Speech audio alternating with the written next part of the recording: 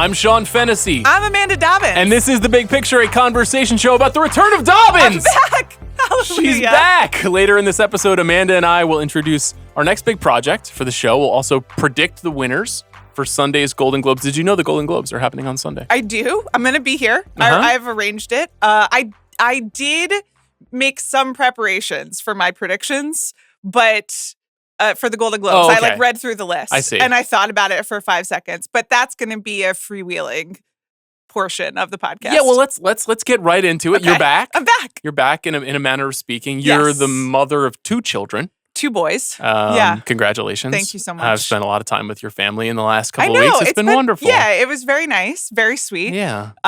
We've each also spent a lot of time with our respective families. I've never been happier to be podcasting than I am at this exact moment with you guys because, we've been locked down in a manner of speaking. But we're back. And you've been, what? What have you been doing for the last 3 months? Raising 2 children and not sleeping and listening to the podcast and seeing movies as best I could fit it in. Okay. With the understanding that my kids are on opposite schedules right now. So like no real downtime during the day. And then I was kind of falling asleep for a while. So I'm not caught up. And I'm going to work on being caught up, now that my time is coming back to me. And that'll be nice in a way because then we can revisit some of the movies that you guys covered in the last 3 months. You haven't had anyone to talk about A Different Man with. I was just listening to your Underseen episodes on the way here. Yeah. So that's true. I could talk about that. You've seen that? Yeah, I actually Okay. saw that before Sia was born. But anyway, good movie. Yeah, agreed. Nickel Boys you have scheduled for February. That's great. I haven't seen Nickel Boys yet, but I'm going to. Got a ticket for The Brutalist at the Vista. Hell yeah. Next week in the afternoon. So I guess that's the disclaimer of the Do you want to reveal where you're seeing it so everyone can come see it with you? I just said at the Vista. Oh, at the Vista. Okay. Yeah, okay, maybe wonderful. I won't say the day. Okay. Um, I'll just tweet the day. Do you think for that I everyone. have to wait in line? What do you mean? Like You won't have to wait in line at the bathroom, that's for sure, because there will be a lot of men there. I know. Some of the reports that I got while I was gone was Alex Ross Perry letting me know that he was early on the Brutalist Boys bathroom line divide, and that there would not be any lines for the women. Yes. There's been like a lot of crowds outside. No, the Vista. I think it'll be fine. I think the first 2 Okay. weeks at the Vista sold out pretty hard, and now I notice there's a lot of more available tickets. So I think it'll be okay, especially in the middle of the day. This is also my first time at the reopened Vista, so I'm excited about It's that. wonderful. Yeah. It's really cool. I especially love the snack selections. You got to go to Pam's Coffee next door, a coffee shop named after Pam Grier. Okay. The pastries at Pam's Coffee Shop are out of this world. So could I do that and then They let you bring it in. Oh, great. Yeah, All right. You can get load up on Is stuff. there like a lunchtime offering at Pam's? I don't know for sure. No I don't spoilers, eat lunch, but as you know. Sure. Well, I'm going around lunchtime. Yeah, I think that's wise. Just to narrow down the window of when I'll be there. Yeah. So I haven't seen The Brutalist. Okay. So, But I think you've been doing, based on what you've told me, you're doing a smart thing, which is you've seen a lot, yeah. but you've held out on A Complete Unknown. Right. You've held out on The Brutalist. You've held out on Yes. Nickel Boys. Movies that you want to see on the big screen. Yes. And otherwise, it seems like you've been keeping up pretty good. Yeah, there are still some holes, which we'll go through, I think, as we do Golden Globes. I'm way behind on international. I'm way behind on docs. I'm way behind on animated film. Hard to believe. Will I catch up? We'll find out. And yeah, there are spots here and there. But I did also manage to see, I saw Gladiator 2 on the big screen. Yeah. I saw Wicked on the big screen. Sure. I think I've gotten most of the major experiences the way they were intended, and or I have them planned for the next weeks. So, I mean, where would you like to begin here? Like the floor is yours for whatever has been transpiring here and in the world of movies over the last 3 months while you've been and gone. also on the podcast. So that's the other thing. I have been listening. Okay. You have make it sound like you're here to scold me. I mean, Bobby, I see you on the screen there. Yeah. What did I do? Well, you're going to find out because I have some feedback that I almost texted boy. you guys yesterday. And then I was like, I have an outlet. I have mostly been listening, but there are some episodes that I haven't gotten to yet because, as you mentioned, I haven't seen A Complete Unknown yet. So I haven't listen to that. I did watch the Pete Seeger impression. Yeah. We got in the same week on this show 2 new characters. We got Pete Seeger and Count Orlok. Right. Are both on the show in that's perpetuity. Another one. So I haven't seen Nosferatu. Yeah. But I will see that. Yeah. Great. In fact, I think you'll enjoy that. You know what?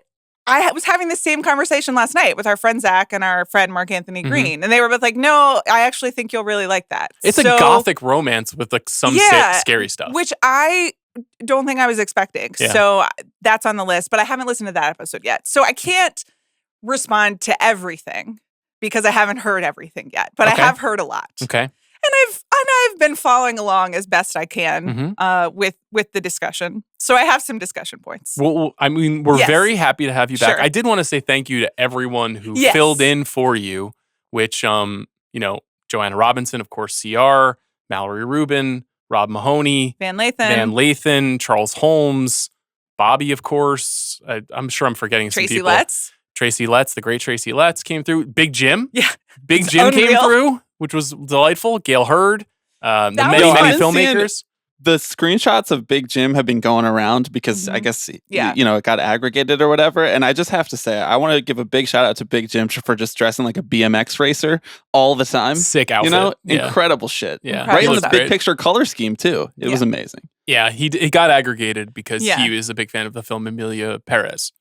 Oh. And he shouted out Zoe Saldana's performance in that film. Okay. Obviously, he has collaborated with Zoe a few times on the Avatar films. Sure. Right. Okay. Yeah. So then I think the Selena Gomez people picked it up. Right. And then you made it on Film Updates. Yeah. Yes. Now I remember I am watching that. Yeah, I did watch that. Okay. Thank you to everyone. Everyone was great. It was very fun to consume it as a listener. And then to send outrage texts and or dictate them to my phone while I was driving, because that was often like my podcast listening time was driving to and from Whole Foods, often with like a baby in the back, and then just yelling, "Siri, tell Sean." Anyway, we'll get there. So I have prepared 4 larger discussion points here. Okay.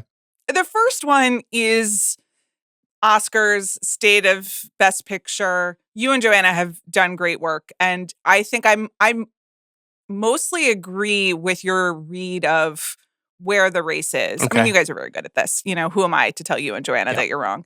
And I have not been as locked in. But I do want to address where it looks like the race is headed. Mm-hmm. Please do. I think I know where you're going with this, and I think you might be right.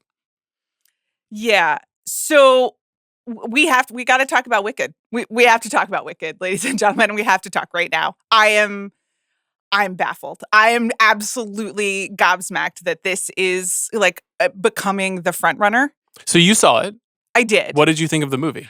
Not for me on about 8 different levels. Including the basic fact that I had never seen Wicked the musical. Same. And I wasn't part of that phenomenon. And that is like a phenomenon. Mm-hmm. And many people graduated from Rent, the musical, to Wicked. I thought Juliette Littman did just a fantastic job. It was a wonderful episode of this podcast. And she has lived the Wicked life and really put that in a lot of context for me. But I just didn't really like the show very much. Mm-hmm. I was just, that goat started singing, and I was like, oh no, the animals are singing? I believe in the theatrical performance, there's just a man dressed as a goat. So in that respect, would you have preferred that to the CGI? No one told me about the animal subplot. Okay. So in general, be kind to animals and don't make me think about it too much is kind of where I am. Kind of a microscience corner there. Just let's be responsible and kind and okay, whatever. So that's the basic level. Then obviously the very, very obvious quote unquote metaphor for sure. Okay. Absolutely. I mean, I'm against fascism, unlike most of this country, but that, speaking of things I missed, and that's not true. I voted, but I thought that was pretty stupid. I didn't think the songs were that good. Did you know the songs going in? I knew Defying Gravity. That was the only one. Because somehow even like the Idina Menzel Defying Gravity thing was such a pop culture moment, and people were rocking to the soundtrack that, I was aware of that. I don't think I could have told you that it was like spliced up, or I couldn't have done any of the analysis that Juliet did. Mm-hmm. So that was helpful. But I was like, oh yeah, Defying Gravity, sure. Yeah. And then I think I learned from David Sims and Griffin Newman on Blank Check that Defying Gravity closes the first act, so it would close the part one of the movie. So I did kind of know that was coming, but that was it. So I didn't respond to it in any way, and in fact thought it was sort of boring and bad. Personally, I'm not sure that I get the listening to musical soundtracks as a phenomenon. Mm-hmm. And clearly I'm in the minority on that. Mm-hmm. I know it made a ton of money. Like Wicked, the soundtrack has brought people a lot of joy. It certainly has. I know you listen to it in your house. It's on quite frequently. Last night we listened to Popular 3 times in a row. Okay. Yeah. And my daughter danced and performed the whole time. Listen, I love nothing more than Alice's performances. We got a great one at Thanksgiving. We did. The ballerina has arrived for sure. We also got a great one at Christmas with Knox and Alice. So that was nice. How does that happen? Walk me through the choices that you have made as a person and a parent to where as though I've made choices. She knows about Popular and is listening to it 3 times in a row. Well, she's seen the movie Wicked. Yeah. So how'd you get there? Before that, I think it was our friend Izzy who exposed her to the songs originally. Okay. But she knew that Wicked was coming because she loves The Wizard of Oz. We've seen The Wizard of Oz many times. Right. And so she became aware of these other songs and began to love them. Loves Defying Gravity, loves Popular, loves The Wizard and I think is the other major song. And yeah, she likes to dance in the evening time. She likes to go to the ball. Okay. She likes to put on a gown, go to the ball, and then dance. I'm great with all that. This is what she likes to do. So when she's we put on whatever song she wants to hear, and then invariably Spotify starts playing songs that we've played in the past. Oh, so you let I haven't Spotify made a do playlist, the for work. example. Yeah. Oh, okay. So you're not taking the wheel. But I will say, I wouldn't say that she loved Wicked. She didn't. I mean, it's very long. It's at times scary. I would say a little confusing narratively. I would agree with that as someone with, basically 3-year-old intelligence at the time of watching the movie. But a smart 3-year-old. Alice is, very advanced. She can get story pretty well. It's a lot of story, and it's a bit convoluted, I would say. And so I thought she did pretty well with it. We watched it at home. Uh-huh. But she has not asked for it since. This was 2.5 weeks ago we watched it, a week and a half ago. And that's notable because when she likes something, she says, I want to watch it again. So I think that, she's very young relative to what the core audience of this movie is, which is, I think, 35-year-old women. They're watching not it me anymore. in droves. Yeah. And maybe Academy voters. Bucket. Obviously, so that's the thing. So the huge queer fan base, obviously, for this movie. Of course. Broadway heads. There's a lot of people who love the movie. Listen, you love what you love. I get it. And so I guess the ways it was not for me. Number one, I just didn't understand the show. I didn't understand the appeal of the show. And I'm also not a listen to musicals soundtrack person. Number two, I have to be honest, parts of it were okay. I did think Ariana Grande was very funny and good. And I was like, wow, what a star. I get it. I mean, I have always gotten it, since 2012, but that's a different conversation. I wouldn't even disagree with you. I like her. Yeah, I get it.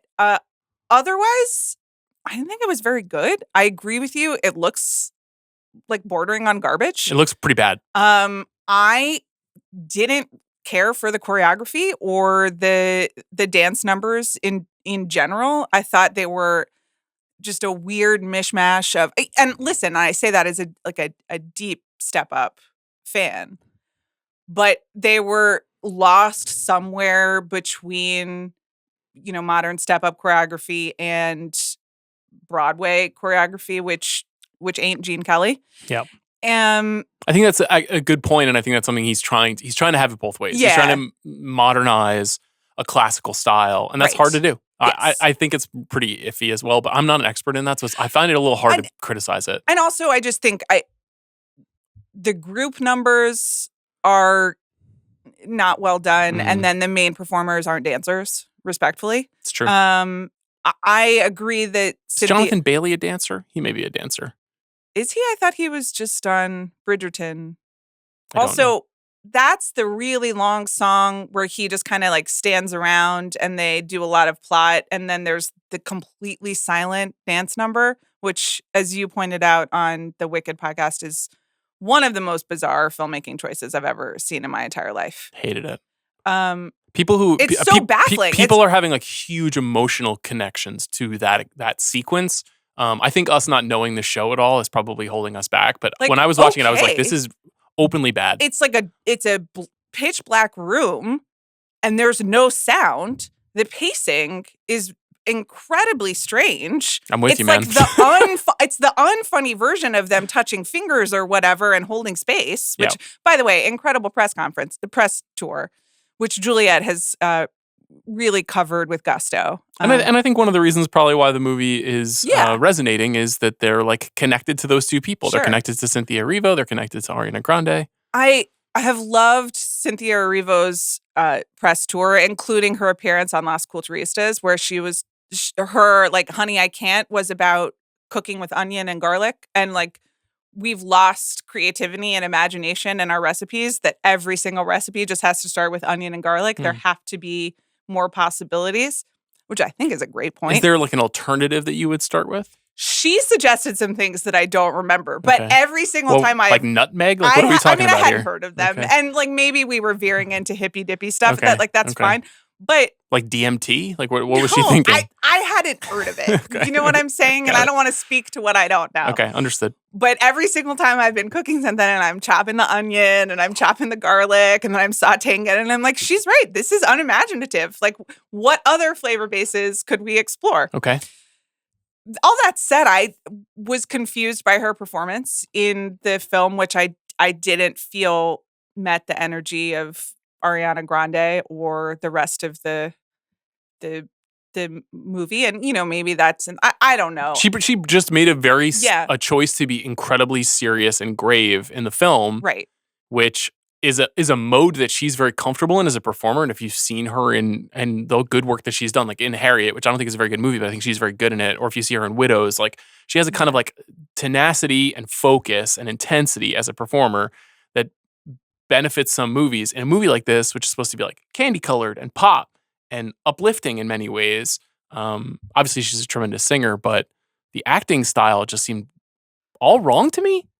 It didn't work for me. It was another imbalance in what is just like a very long and often like dark to look at movie. Yeah. But do you think it's going to win now? Well, and this brings me to the third way in which it doesn't work for me. Putting aside, it didn't work for me. That's fine. We all have different tastes. It brought joy to a lot of people, and that's cool. And I get that money, AMC Cinemas or whatever, but or Regal too. You know, look at you, Landmark. Yeah, keeping your options open for sure. Everybody. Absolutely. Congratulations. Yeah. That's great, but this being the Best Picture winner, we will throw a tantrum probably. You know, I don't know what else to say. And it was a weird year, you know. So there isn't an obvious front runner. There isn't something. Even though I loved Anora, it was my favorite film of the year. But what? What are we doing? That the fact that it just keeps growing and growing, the shortlist made me really nervous. The shortlist, because it is everywhere. Yeah. And Dune 2 is not there to the same degree. I mean, obviously, Emilia Perez is also there, which we can talk about. We will when we make predictions. I've seen it. Yeah. I watched it to the end. It. I wanted to know what happened. You know? I watched the thing. They should put that on the poster. I kept watching. I wanted to know what happened. I want to know where this is going to go. Yeah. So I didn't love where it went. No, I didn't either. Okay. And I'm not sure I enjoyed the journey or the destination. Some things I did. But both those movies are very the same to me, where I think that there is like you're either a 1-star or a 5-star for both of those films. And I think that they both have things going for them, especially in performance that memorable, that elevate, I think, kind of shoddy material or weird filmmaking choices that didn't work. I think the writing in Emilia Paris is like appalling at times. And I think the sort of filmmaking stuff in Wicked doesn't work. But they feel like two of the strongest movies in like the broader Academy Awards race, meaning they will get like the most nominations most likely. Whether or not these are two movies that like actually can win anything beyond an acting performance, I'm not sure. I'm not either. It's a little hard to tell, to be honest with you. And everybody that I've talked to who's a voter, people are all over the place. There has been no consistency in anybody I know who participates in this stuff being like, oh yeah, it's The Brutalist, or oh yeah, it's Anora, or oh yeah, it's a Wicked. It's kind of spread out. But the thing that you're hitting on, which is like, in the absence of a frontrunner, is it a better opportunity for a pop movie to rise, or is it a better opportunity for a smaller film to rise? That's something we don't yet know. Right. And you've done an okay job in the last few months of being remember the international voters, because that's normally my job. I know, and I appreciate it. I think Joanna has thought of it as well on your behalf. And you guys do bring it up, and I appreciate that. But I do... What is the international film? Is it Emilia Paris? That's the representative in this race?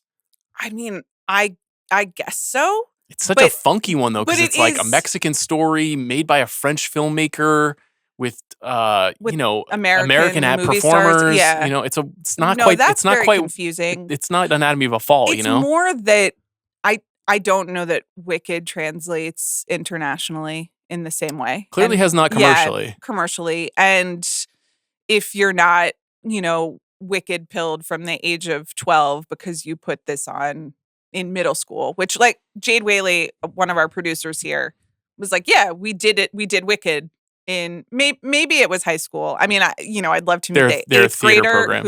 who's performing Defying Gravity. But that's a really good point. I mean, listen. Ariana Grande could have performed that when she was in 8th grade. If the 8th grader can pull it off, then we've got a star. I'm sure 8th grade Cynthia Erivo could have, but they don't come along very often. So I don't know if middle schools in France or in Japan or wherever are also performing Wicked, and maybe I'm wrong. I don't know any middle schoolers internationally. I don't think I know any international middle schoolers. I actually do, and I can ask them. If we have any international middle schoolers listening to this podcast, please let us know. You can call in with your Wicked review. You can let Amanda know. I'm good, I think. If you're 12 and you're listening to this show, I don't think I need to know how you're feeling about it. Okay. So that's one thing where I'm like, I'm not totally sure. I've been very resistant to this. As you know, I send you a lot of text messages on my walks being like, Wicked, are you sure? But it's kind of a relief that we're aligned on this. Because if we had to fight about this movie for 2 months, I would have been kind of bummed. I think it's certainly possible right now. Yeah. I think when it first hit, I was like, oh shit, this is happening. And that's when I said, I'm going to throw a tantrum. Right. When it first hit, I was like, oh no. Right. This is such a wave. And sometimes this happens, where a movie just hits hard. And then it kind of slowed down a little bit. And it kind of got like its own little like corner where it was like, this is for people. This is their version of a big pop movie. Right. And now in the absence of anything rising, I'm starting to sense what you are circling, I think. Yeah. And there's not a clear path to it, but there's not a clear path for any other movie right now. It's so funny. I know Joanna said on your most recent Power Rankings that, isn't it fun?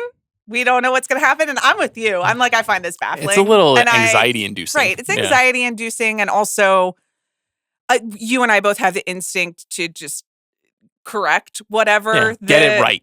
Right. And to have opinions and be like, to be above the process. But you can't be above the process if you don't know what the process is. So I would agree that it's so true. Confusing and agitating, but maybe also good content. I think it makes it more intriguing at large, which is good just for spending time on this stuff. It's not good for our very sad, hyper-specific mental process for handling meaningless award shows. Okay. But, okay, duly noted. What's next? Okay. we'll need to talk about the Tracy Letts episode, which was wonderful. Which was it was great. No credit to you. I mean, Tracy's just a wonderful guest. And that reminds me that I need to write him a thank you note. If you can supply me with that contact information, I shall. Hello, Tracy. Happy New Year. And I loved listening to it. I was very, very, very upset. Very to hear upset. You try to argue that your plastic cases are beautiful to look at. And that's just, I'm willing to go with you. Well, I'm not totally willing to go with you on this journey, but I would like to explore it more. There is an interesting, listening to that podcast and to the physical media part of that podcast was deranged, but it made me make me think a lot about art and ownership. And there's also a completist streak to what you guys are both doing. Yeah. And I think that is an interesting strain of how a certain type of person consumes art and what that means. Wait till you see The Brutalist. Yeah, it's a significant theme. Sure. So and it's also sort of just, I still don't totally understand it, and so I wanted to ask you guys a lot of questions, not in an angry way, but just in I think Tracy got it right. Yeah. When we first met, we talked about it, which is it's just it's a sickness, It's anytime you get interested in collecting anything. Right. It's just, it kind of can get away from you really quickly. Yeah, and it has gotten away from us. And I guess collector brain is something that I don't understand. And that doesn't mean that I'm not materialist. I'm the most materialist person that you know. I don't know about that, but you you seek out stuff. Yeah. Yeah, but just not the entirety of stuff. Yeah, and I was even thinking about it in terms of books because you guys have a ton of books. We have too many. We can't get rid of them. We tried. And I have a very strong preference for a physical paper book as opposed to, the e-readers or whatever for many of the same reasons that you prefer physical media and a good transfer and a good print. And I also understand that that I'm getting more and more interested in as I get older is the way that I see things. Because now when I stream stuff, it looks so bad. Crap, of course. And now that the technology has gotten really good on a lot of this stuff. Right. So you're they're converting movies that you never thought you would see that would look good. I mean, Tracy made this point when he was talking, and maybe Tim and I didn't do a good job talking about this the last couple of years, but movies being released on The Wages of Fear being released on 4K is fucking mind-blowing. It looks so much better than what you would see on TCM in 1999. Right. So that is an aspect of it for sure. And I'm pretty lazy, and so I'm still mostly going to use streaming but I get all of that. But to go back to the books thing, I guess because there's no possible way I could ever own every single book ever published. It's I can't even own 1/4,000,000th of, I don't know. But you're building your personal canon of books that you care about. Right, but that's not what you guys are doing. That's not what Tracy is doing. I'm still in a place where I can navigate, and it's getting away from me for sure, but I'm still, because I'm getting drawn in by movies I've never seen that I want to buy, which is not a good instinct unless it's something that I know is a meaningful film. Right. But when exploitation movies that I don't know anything about are retailing for $34.99, and I'm I should get that. Right. I'm trying to get away from that as much as I can because it's not healthy and it's not good for your bank account. But I have a widening understanding of movie history, and I'm trying to continue to fill it out. And I want to be able to have access to stuff at any time. And I just read this morning, the oldest movie that's available to stream on Netflix right now, guess what year it is?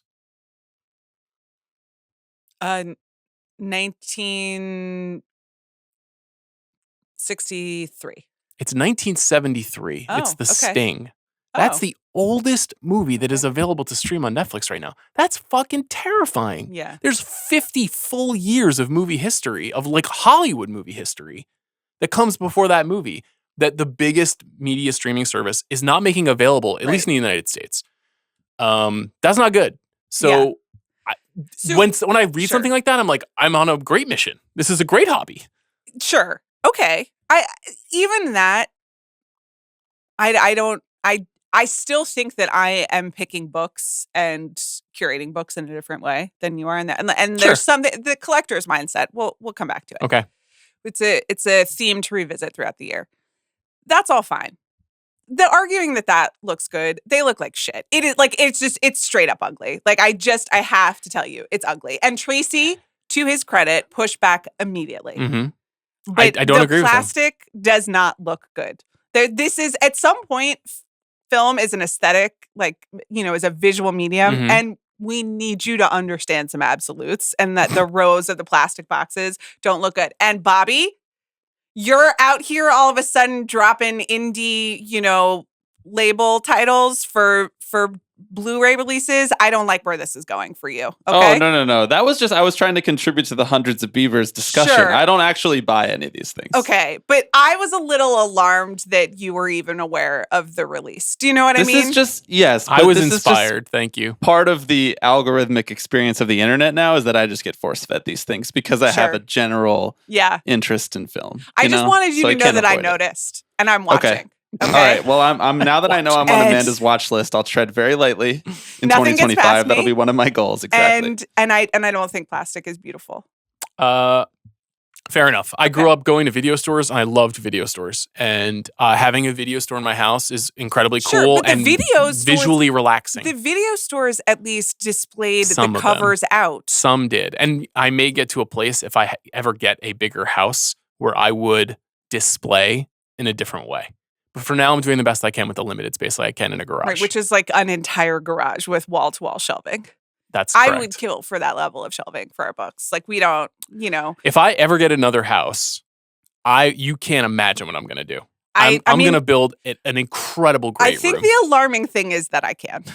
It's going to be so great. And you know what? You guys are invited to come over and watch films anytime you like. That's really nice. The setup will be amazing. There will be movie theater seating. It's going to be so special. But like it is my dream to do this. The really good movie theater It's my dream to do it. My dream is to look at the Martin Scorsese personal screening room and to try to design in that mold. If I'm spending all this money on physical media, his room?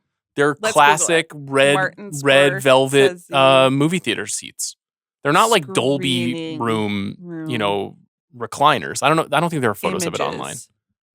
Okay. Yeah. I mean, this is just images of screening rooms. That wasn't a very good Google search. I guess AI isn't working. Okay. Just so you know, by talking about the construction of it on this podcast, you've now signed yourself up to do a YouTube series like Extreme Home Makeovers of you building this. If someone wants to pay for this, if there's like a Discovery Channel show that designs movie rooms, I will be involved. I'll give so much feedback. I am ready to be bought and sold when it comes to designing my home theater. I'm dead serious. If you're listening to this show and you want sponsorship and you make these things, fucking in. No question. This is it syncs so naturally with everything we're doing. And then I'll make the plastic more beautiful for you. I'll display it more elegantly. I'll find, again, see The Brutalist, then let's talk. Okay, I'm going to. I have a ticket. Okay, number 3.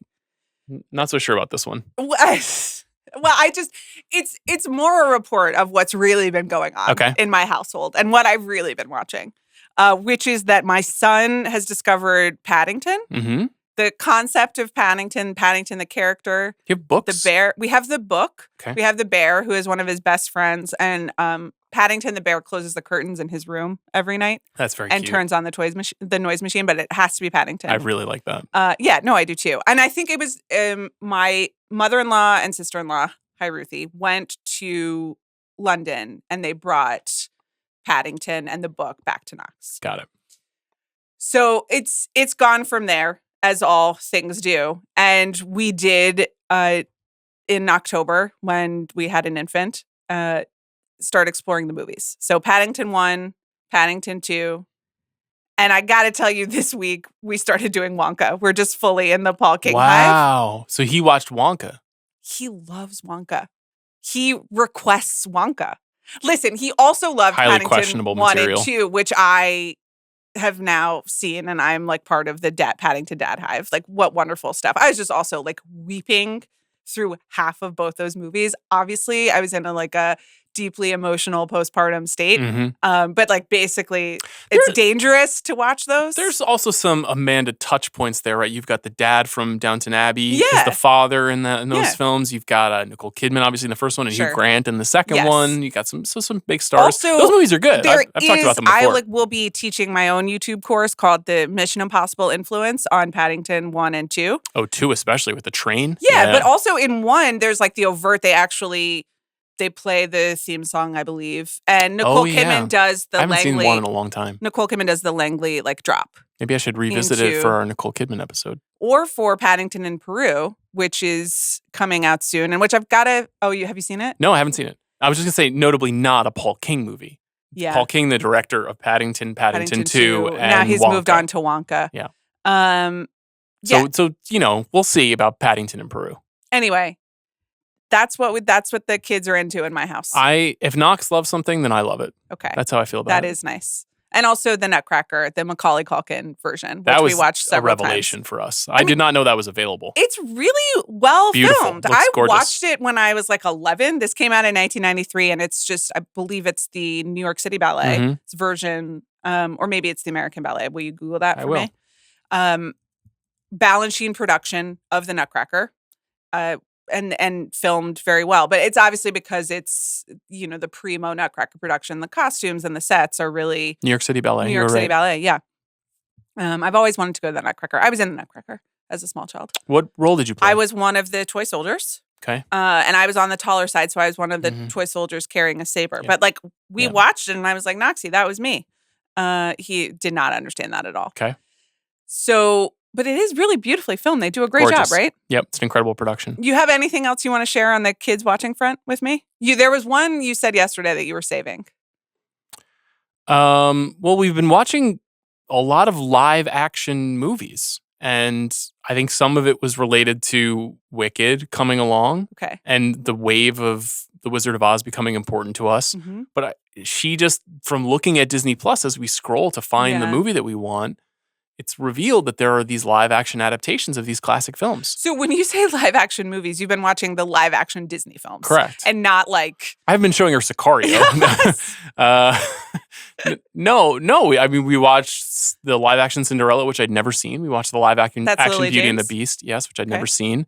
We watched the live action...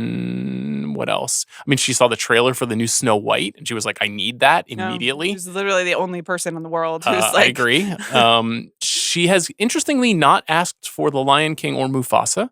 We have not seen the movie Mufasa. I have seen it, and I did not think it was very good, and is just a tremendously disappointing Barry Jenkins 2-year experience. I can't wait for him to get started on something else, because I was watching actually the Underground Railroad recently out on the Criterion Collection. Right. Tracy brought this up when we were talking, and I was thinking of it too, and what an amazing series that is. And I just look forward to his next non-Disney project. And yeah, these live action movies are like somewhere between fine and horrendous. Yeah. And we've talked about a bunch of them over the years. We've talked about Aladdin. We talked about Maleficent 2. Has she seen either of those?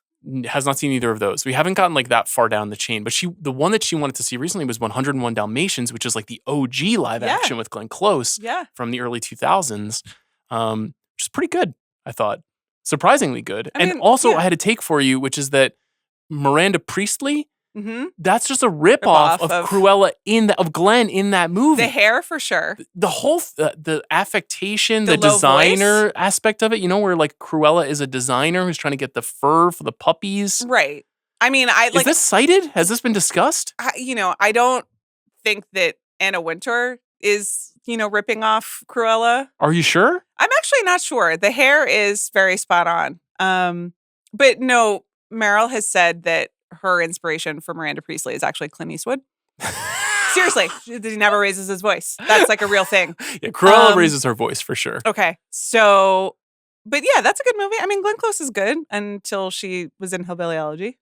She's made some bad stuff. Let me see what else Alice has seen over the break. Was there something else that I mentioned that you want to talk about? You said that there was something that was like unforgivable that she had learned about outside of your influence. Yeah, fucking super kitties. What? Whatever kid told her about super kitties at school, how dare you? What? Just like we have broken super kitties? Broken containment on the curated parental experience. And now culturally, we are just aware of things that are just not what I want her to be seeing. Now, obviously, this happens to every parent. What is Super Kitties? It's just a 30-minute Disney Plus show for morons about cats that are superheroes. And it makes me want to gouge my eyes out. No disrespect to the fine people who make Super Kitties. That is better than Paw Patrol, at least. It is, but like how far are we from Paw Patrol now? I don't know. But you need to learn that we don't have that at our house. Unfortunately, it was identified while scrolling. You can't be scrolling. I mean, it's true. It happens to us all the time. I don't want to pick a fight in my home, but this was not something that happened to me. It's something that happened to my wife. And when I came in the house and saw that was on, honestly, I was mortified. I have some feedback for the people who designed the Apple TV homepage, because Knox straight to jail. Knox can find the remote now and turns it on himself, and then is like, I want that, And sometimes it's hard out here, man. He's like, he tries to watch Deadpool and Wolverine or whatever. They're advertising. That's actually pretty cool. Silo, he tried. He says so many times. He's like, I watched Silo. I watched that. I watched that. No. He quit after one episode like so many others. I'm happy to report that Top Gun Maverick is just, it's like a huge passion still of our, but your husband shared with me that to soothe him at a time when he was frustrated recently, he needed a little Top Gun. Oh, yeah. We had to go to urgent care for an ear infection, and we sat there waiting for it wasn't even Top Gun Maverick, the movie. I just played the Top Gun theme song on my iPhone. And we just sat there listening to it. It's adorable. And he knows how to rock out when the guitar solo really gets going in minute 4 of the Top Gun theme song, which is something maybe only he and I know about. No, but loves Top Gun Maverick. The interesting thing, though, the moment where he loses interest in the movie is Tom Cruise and Jennifer Connelly's quote unquote night of passion, where he's just like, I don't care about this. Okay. That's when Tom Cruise checked out as well.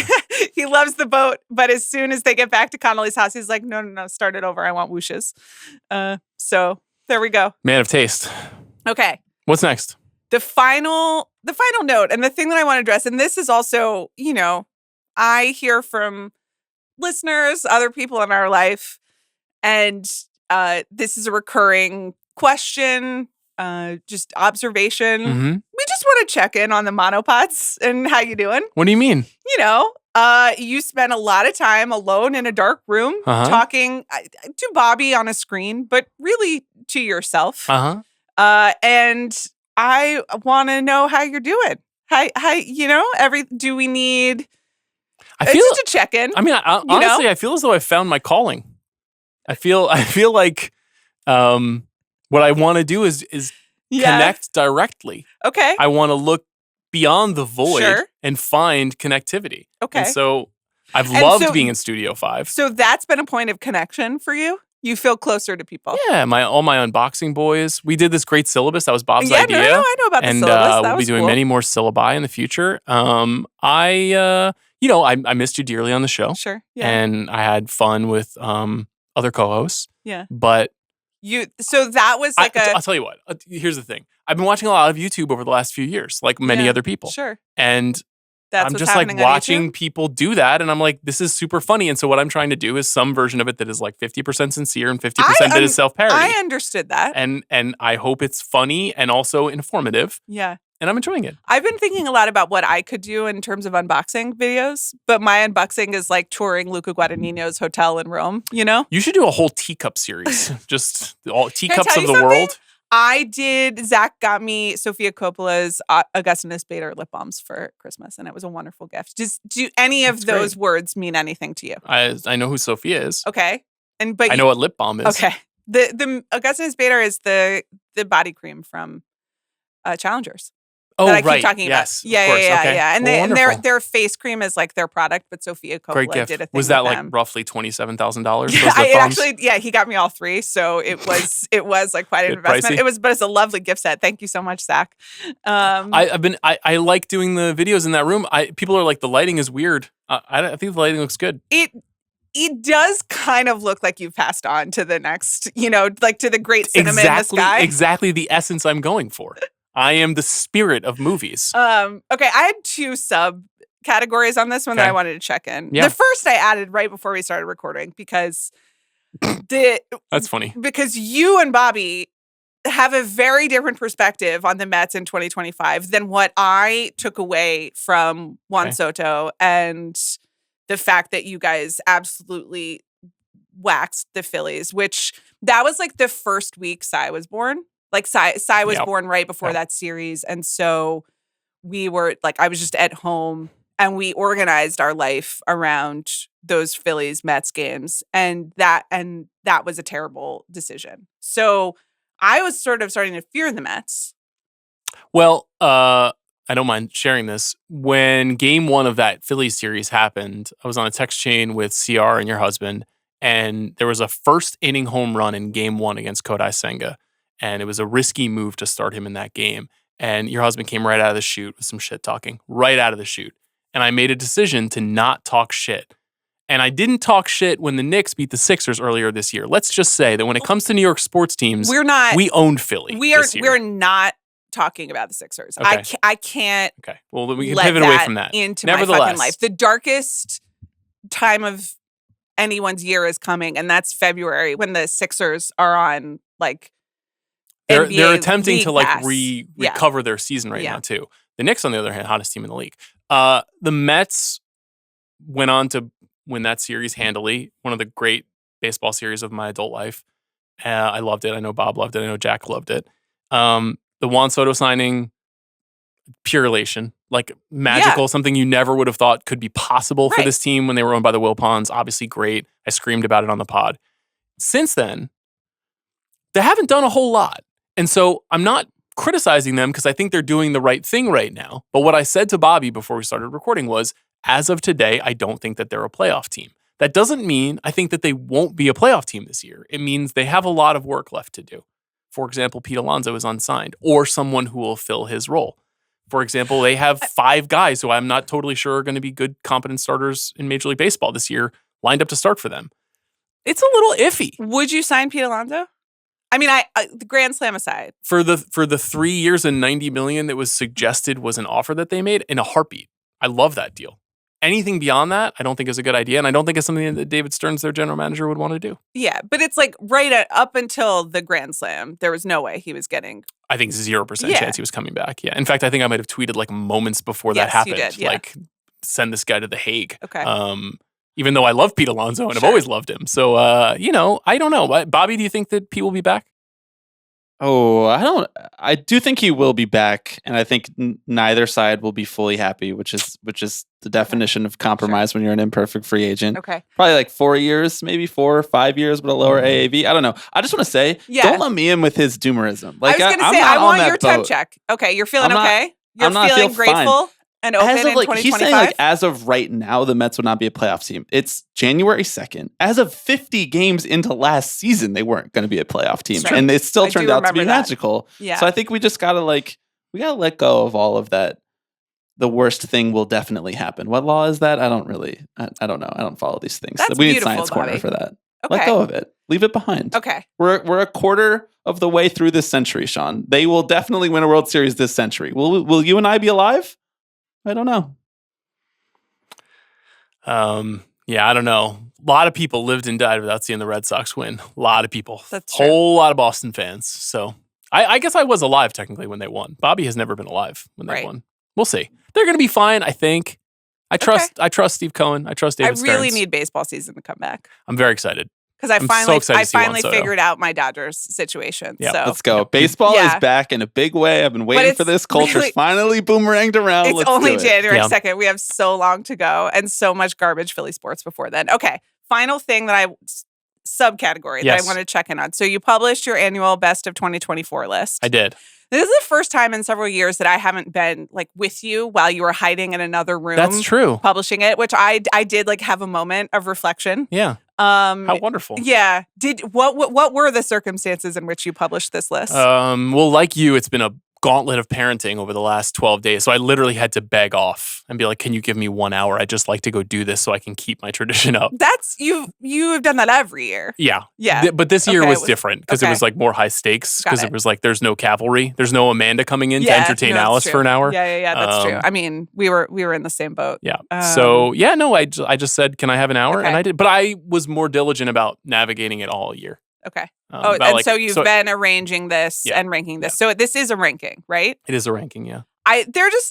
Honestly, I respect it. I look forward to this every year.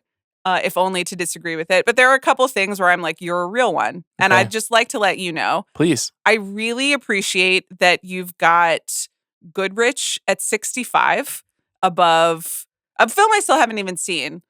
Above The Beekeeper, above Transformers, above Saturday Night. Can I tell you something about Goodrich? You really liked it? I really liked it. I know everyone really likes it. I just haven't gotten there. The person who made Home Again and the person who made this movie, it's like they're two different people. Yeah. I don't know. It's really well written. Michael Keaton is phenomenal. I mean, it has it's obviously very familiar and tropey. Yes. But as someone who, can respond to an elevated version of that, I think you'll really like it. Yeah. No, I'm sure I will too. Also, I love Michael Keaton. By the way, condolences to that whole family. That Charles Shire. Charles Shire, of course. Yeah, their dad. Keaton. No. To the Meyer Shire family. And I certainly don't want to make light of this in light of their loss, but it's hard to not watch that movie and not think about the fact that the woman who made this movie has made a movie about her father or a father of some kind and her relationship to that father. And, it just kind of hit me in a new way. And I thought it was very good. We're talking about Goodrich is the name of the movie, which is available on VOD now. Haley Myers Shire's new film, which got a very limited release and probably would have been like a conversation topic if you were here. Right. So when you see it, let me know. I will. Gladiator 2 at 100 is really funny.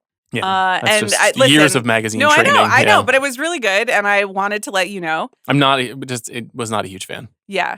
And then there were a couple other things where I was proud of you for Trap at 26. Thanks.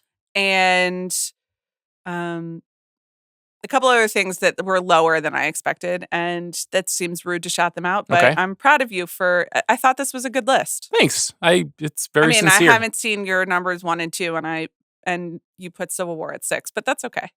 CR put it at number 1. No, I know, and I got many shout outs, and that was really funny. I really enjoyed that. Was a great podcast, dude. Thanks. You guys, it was fun. We did miss you on that episode, but it was nice. Okay. Should we pivot? Yeah. Okay. So we did talk about this quite a bit in 2024, at least 3 or 4 times, and we're definitely going to do it. We're going to do 25 for 25. We're going to count down across this year the 25 our favorite movies of the 21st century. The best, I think, is a little bit pointless. This is a very an emotional duopoly. Right. Is how I would describe this show. Okay. And so we will make common cause to reveal, I guess, on a semi-weekly basis, one movie from the countdown. We'll go in order from 25 to 1. I'd like to do this starting after the Academy Awards in March. Are you on board with that? I am. And you've shared your long short list. I just shared with you this morning a longer list. I haven't looked at it yet. The rules are minimal here. Tell me how you feel about them in real time, because we have not in person had a chance to discuss this. So, one, as I said, this is an attempt to capture our favorite movies of the period, which represents essentially our adult lives. Yeah. I graduated from high school in 2000. You graduated from college in 2006? Correct. So, we're looking at a pretty significant transformational period of movie watching. 1 film per filmmaker, which for us, tourists that we are, is very hard. Big challenge. Yeah. And then the movies must have just been released between January 1st, 2000 and December 31st, 2024. Some people might quibble and say the 21st century did not start with the year 2000, it started with 2001. We can't be a part of it. Those are pedantic discussions. We're going to say January 1st, 2000 is when this all begins. I think that's it. Is there anything else we should add to the framework of this project? No, because I tested this out with you over text. I think emphasizing that it is our list as opposed to, definitive, all-encompassing, because there are movies that even you, Sean Fennessey, have Tons not I haven't seen. Obviously, we are both American, so we are internationals on the table. Documentaries are on the table. Everything is on the table, but we're gonna have our biases. Yes. So, and we're very Hollywood focused on the show. Yeah. So it's not pedantic to point out that it will, if you get mad at us for having like a very Hollywood American list, but that's what we do. That's what we're doing. Okay. So we're not trying to speak for everyone. We're speaking for ourselves. Right. And then I agree that if I hear anyone lecture me on centuries, I'm muting them. Agreed. So it'll be an interesting project. You still feel okay with 1 per filmmaker? No. But I think it's a good rule to have in place so it's not super samey. I mean, you're going to find me arguing with you about whether or not we needed a third or a fourth David Fincher movie, and that's just boring. That's not a very compelling list. I mean, but, Fincher and PTA right off the bat, it's just, Spielberg, impossible. Scorsese. Spielberg's funny. You pick. I saw your suggestion. I won't reveal it. And that's an interesting choice, obviously. What else is there going to be if you're only doing 25? I don't know. His last two movies are spectacular. They are, but are we putting them in the 25 of all time? I think that you and I are a good fit for this project for a couple of reasons. One, obviously, we have very specific, discrete taste. Two, we have good intersections on our taste. Right. Three, we're editors for like 15 years. But we're very strategic in thinking about what makes a compelling list. And so I think what I'm going to try to do is respect the presumed canon, respect my personal taste, and have some fun. I'm trying. You saw I had some fun on my list. You did. Okay, I'm excited to look at yours. Okay. That will start, at some point in March. I'm also scheming on a 2-week break where you will be hosting the show without me, so we can talk about that as well. Oh, really? Yeah, so start thinking about your co-hosts. There's going to be a month where I'm... Yes, I expect that, but I need a siesta, I think. I think it was very fun to be a civilian. I could use it. I mean, it wasn't fun in the sense that what I was doing instead was emotionally rewarding, but also exhausting. I'm not taking Psy for my 2-week siesta, just so you know. He started smiling, though. At me. It's been wonderful. It's really nice. Yeah. We have some good. Also, the side-by-sides of you with baby Knox and you with baby Psy are very cute. It's like sitting with little Amanda and little Zach. All right. Should we do Golden Globes? Sure. Do you feel like interested in this show? Which we should say is hosted by Nikki Glazer, new owners. This is, I think, the third year of the Todd Bowley ownership crew. Some shenanigans going on. We don't really need to spend any time on that. Yeah. It's become a much more critically oriented show. A lot of the voting body, there's some 300 people, I think, are a little bit more high-minded than they used to be. Did you pay close attention to the nominations when they were released? I did. Well, I read a list. Okay. On my own time. I didn't wake up. And I listened to your podcast, which I thought was very good with Joanna. Thanks. Thank you again, Joanna. Joe is going to join us on Sunday, by the way, to talk about the show. I have been thinking a lot about how they are the Golden Globes now are the most kind of milquetoast consensus-y, let's just skim off of what all the pundits and everything have been talking about. But also whether it's well put. Whether it's all just like sort of confirmation predictive bias that is gonna they both have no perspective and also like matter a lot now. I totally agree. And I don't even think that's just because this year has no front runner. I think they may matter to pundits more than voting bodies. Okay. I think BAFTA, SAG, DGA are more influential on the outcome of the Academy Awards. I think Globes is more influential on the way that we will discuss the Academy Awards for the next 6 to 7 weeks. Now, it doesn't mean that they won't match, because I think in the past couple of years they have matched more because of what you located, which is like, it feels like the voters are kind of looking at what the critics groups are saying. Right. And saying like, oh yeah, we should nominate The Brutalist in 7 categories. Like, in what universe was The Brutalist being nominated in 7 categories in the Globes 10 years ago? Like, something has kind of shifted there. It also wasn't even nominated at a lot of places, including Independent Spirit Awards, Gotham's. Yeah, bizarre. The Spirit Awards thing is weird. That's like, it feels like very pointed that movie was passed over. Anyway, setting aside even my taste and my interest in The Brutalist, that was an odd one. But part of it is just because like the Globes has so many nominees. They have 6 nominees in every category. Plus they cut drama and comedy. So it just seems like you're getting like every movie. Yeah. Like our snubs were like, sure, there were a couple of meaningful snubs. Right. But not a ton of people on the cutting room floor there. So it just feels like they're kind of, like you said, bringing everything in a big pot and then saying like, let's pull out our onions and our garlic and see if this tastes good. The Arrivo. But I like watching them. I do too, except for the TV awards, which seems like kind of a waste. I guess it's kind of like a buffer time to eat. Yeah. You can just eat a lot of Twizzlers in that time. I might get a lot of Twizzlers on Sunday. Can we order sushi now that I can eat sushi again? Yes. Okay, great. Yeah. Where would you like to get it from? I don't know. I just Mom's Night Out. Maybe You Know Me Handroll will be open. We can get that. Okay, you know about that in the Arts District? I don't. Like I said, I've been phenomenal. Yeah. Shout out. I wasn't really doing that for a year. No, so that part's nice. I just had to Google who Nikki Glaser is. So is that something I'm supposed to know about? Who she is? Yeah. I recognize the name, but like she's a roaster extraordinaire. Yeah, that sort of seems that's not one of your things. Yeah. She's hilarious on the Tom Brady roast. I would even encourage you to just watch her segment. I did hear about that. And I think she got booked Okay. in part on that. I think did she host F-Boy Island too? Fuckboy Island? According to her Wikipedia page, yes. Yeah, which is a series that my wife has seen every episode of. Really? Yeah. Eileen rules. I think she's very, very funny. I think she's also a good fit for the show. Okay. Because she's like pretty loose and cutting and brings that kind of a medium between Ricky Gervais and Tina and Amy. Okay. You know? Like, great.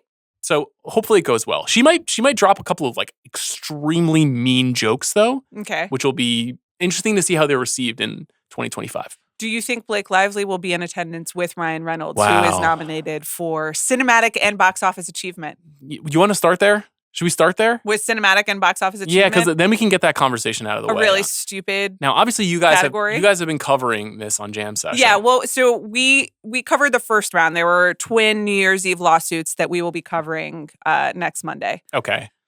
So It Ends With Us is not recognized in cinematic box office achievement. Right. Which just seems crazy to me. Yeah. Given the size, I think that movie made $400 million internationally, and it's based on an extremely popular novel, but that doesn't mean anything. Popular novels bomb at the box office all the time.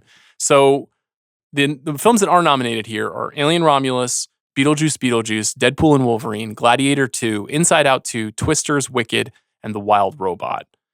This is obviously a stupid idea for an award. It's just an attempt to get movies like Inside Out 2 and Twisters and Alien Romulus. Deadpool and Wolverine. And Deadpool and Wolverine. Starring Ryan Reynolds with a cameo by Blake Lively. Yes, in a Deadpool costume. Sure. I assume Ryan Reynolds will be there. I assume as well, but who knows? He was not nominated, and like I said on the show a few months ago, Old Globes probably would have put him in here.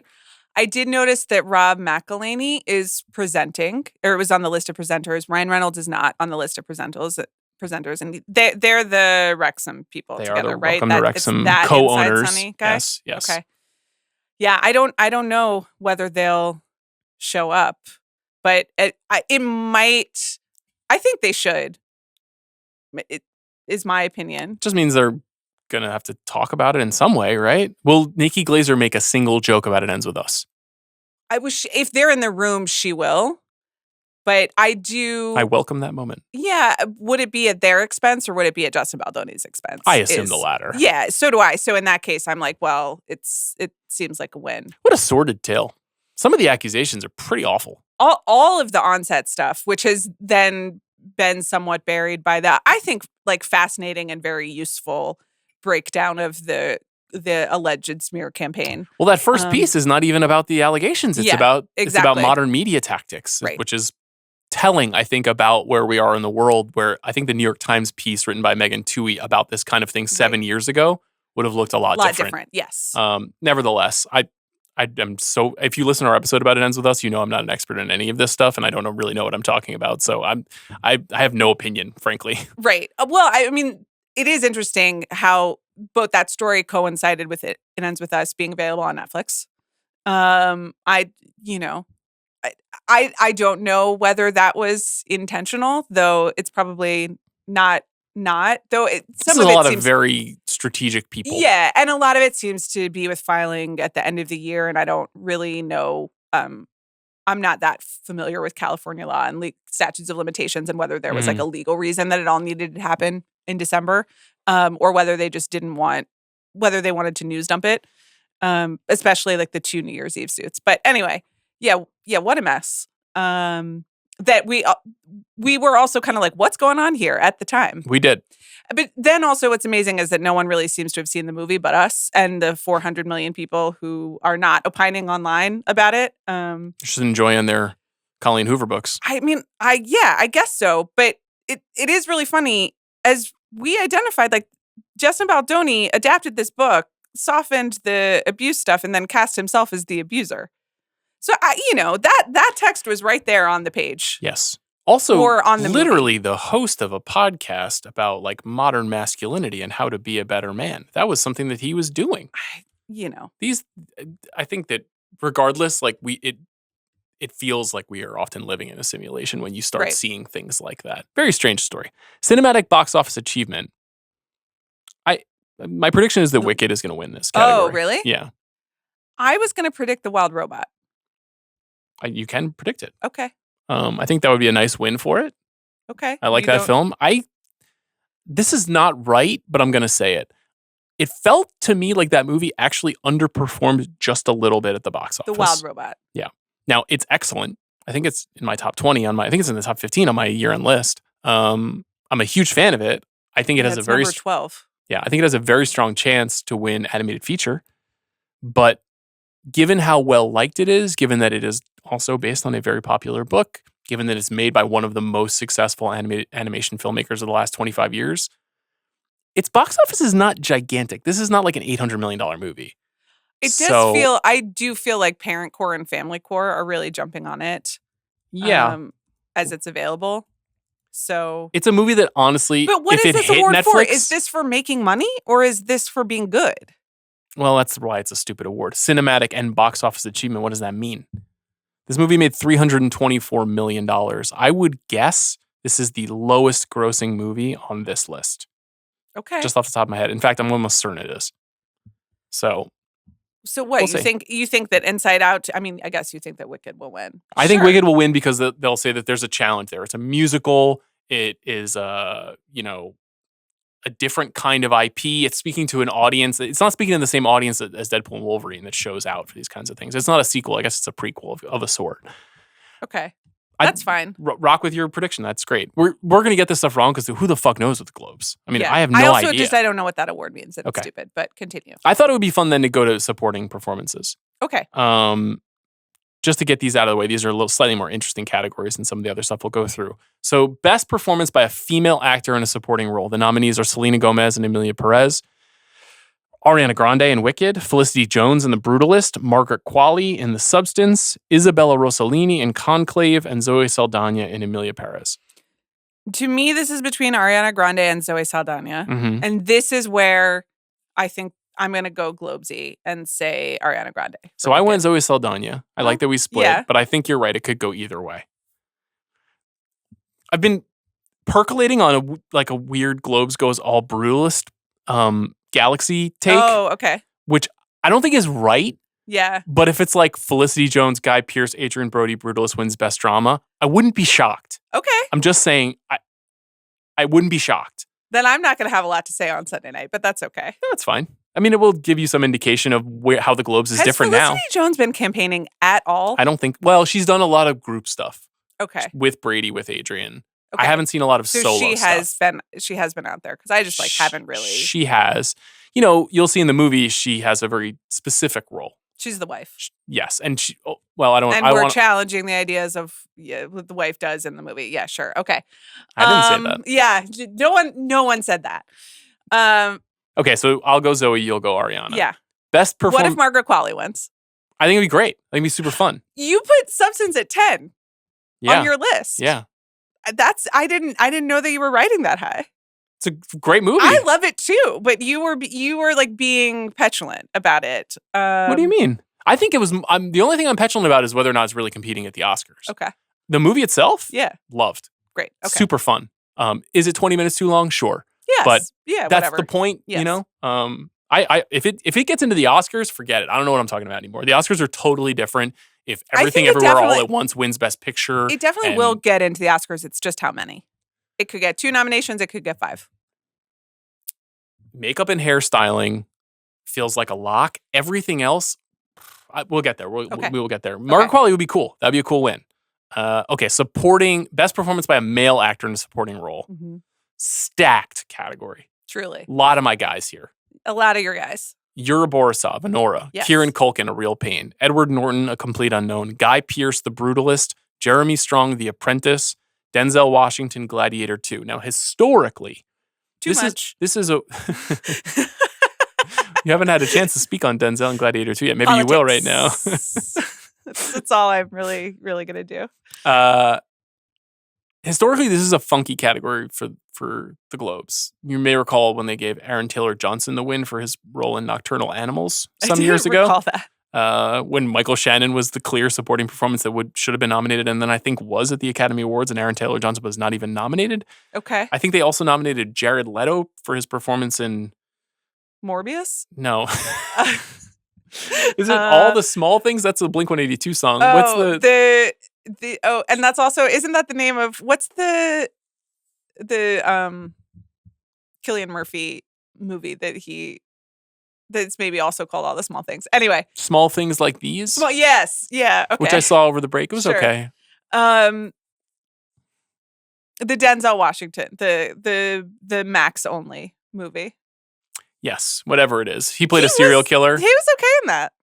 I mean, whatever. Okay, great. You know. It appears it's called The Little Things. The Little Things. Sure. Thank you. Directed That's a movie that everyone loves. Hancock. Bobby, do you know the song All the Small Things? I mean, yeah, are you serious? That's a Blink boy right there. Well, if I've ever seen one. I don't know when it cuts out, so I like to check in with you. No, like pop punk is like firmly my good. scene. Okay.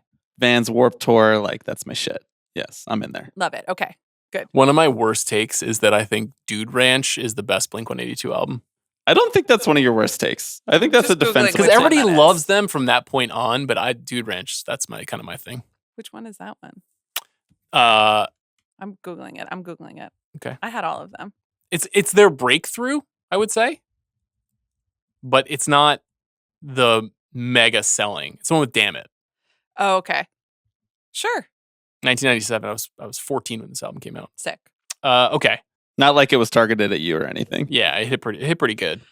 Kieran Culkin is going to win this. He is going to win. He's going to win every award all the way down. I want to ask you how you feel about that. I too liked Succession. Mm-hmm. I guess everyone did and didn't get a chance to vote for him because they are movie voters. Like, what are we doing? Didn't he win?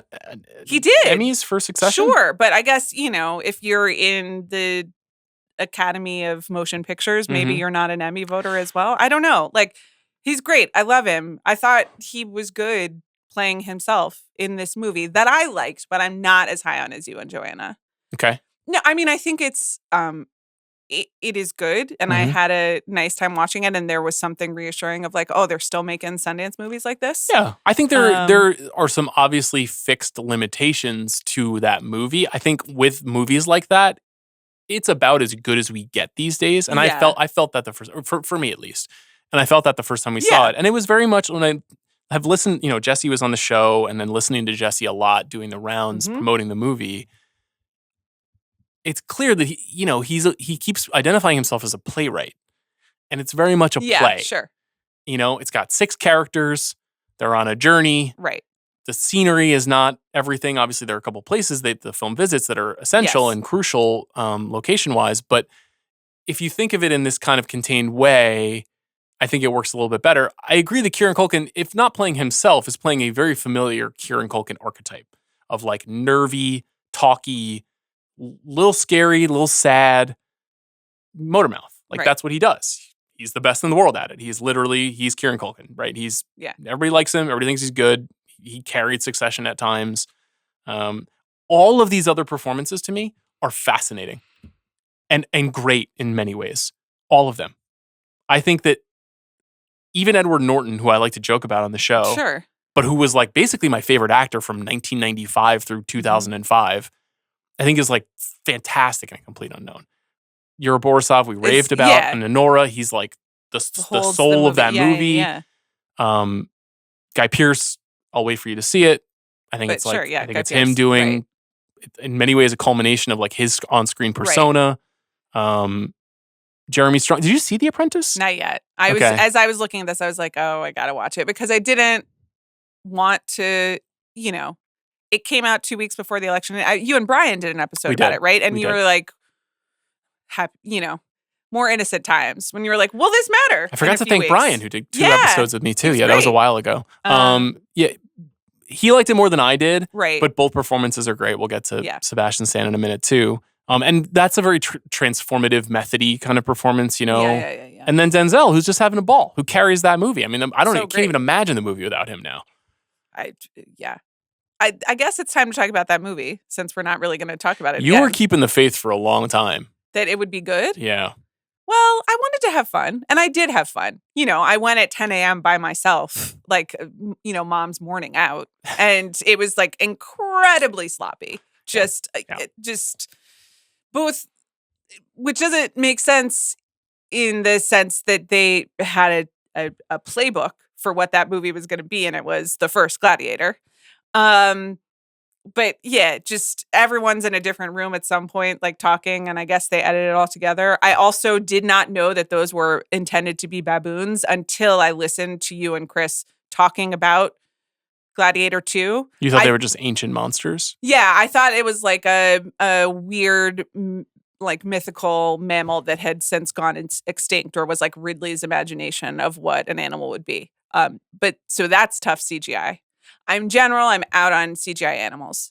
Okay. In 2024 and in 2025. We should make our in and out lists for 2025. Let's do it. A future Let's do it on the anticipated movies episode. Great. Yeah. But Denzel was very good. I agree. He's very entertaining. Also, I think that you guys were a little too hard on Paul Mescal. Terrific actor who I thought was miscast. Oh, I was rooting for him. Okay. Cool. He's just like in a jail cell with a folding chair. If this guy that they got at IKEA for like 2 hours, I was just being like, "Whoops!" I was on a text chain recently with some friends talking about this and whether or not he was right for the movie or not. And my suggestion was, and this is going to seem a little absurd, but do you know who Alan Ritchson is? No. He's a Reacher. He's the new Jack Reacher on Amazon. Oh, you want to see that guy? The guy from Fast X. If that guy could do a credible fake British Roman guy accent. Yeah, but then that's just 300. Paul Mescal is just looking a little scrawny in there to me. Wow. I mean, he doesn't have is this like, did Bobby get to you like bulking wise in the? Yo, I don't agree. I think Paul Mescal, the build looks it. It's just his disposition is small, internal. Because he's like a sad boy. You know, he's like a boy. Though. Like Russell Crowe is a man. Obviously, Alan Richmond. But he's not a boy. He's he's kind of Lucius. He's a boy. He's the prince. The Prince of Rome, as he yells like 45 times. Yeah. Alan Richardson's body looks like too manicured and bodybuildery to be that. I don't like it. That's not Russell Crowe, like he looks like a guy that obviously he's absurdly jacked in Gladiator, but he looks like a guy that you could run into on the street. Same with Paul Mescal. I think that their bodies look pretty similar. Okay. Yeah, I really disagree with disagree. that. Sorry, even guys. though I am trying to join the protein club in 2025, Bobby. I thought you're already in the club as far as I'm concerned. I am, but it's like, it's so depressing. You turn 40 and then you go to the doctor and they give you the speech about like, it just clicks. There and goes suddenly your muscle. I have to do resistance training and I gotta like get up my protein, for like bone health or whatever. That's fine. I'm thriving. But I was in the protein club, but I am making it a point of focus. Yeah. Yeah, well, sure, it was the holidays. But here's the thing. I'm not doing any powders. I don't believe in that. I believe in naturally occurring protein. Okay. What about cocaine? You're starting to sound... Does that sound... Am I a little seed oily?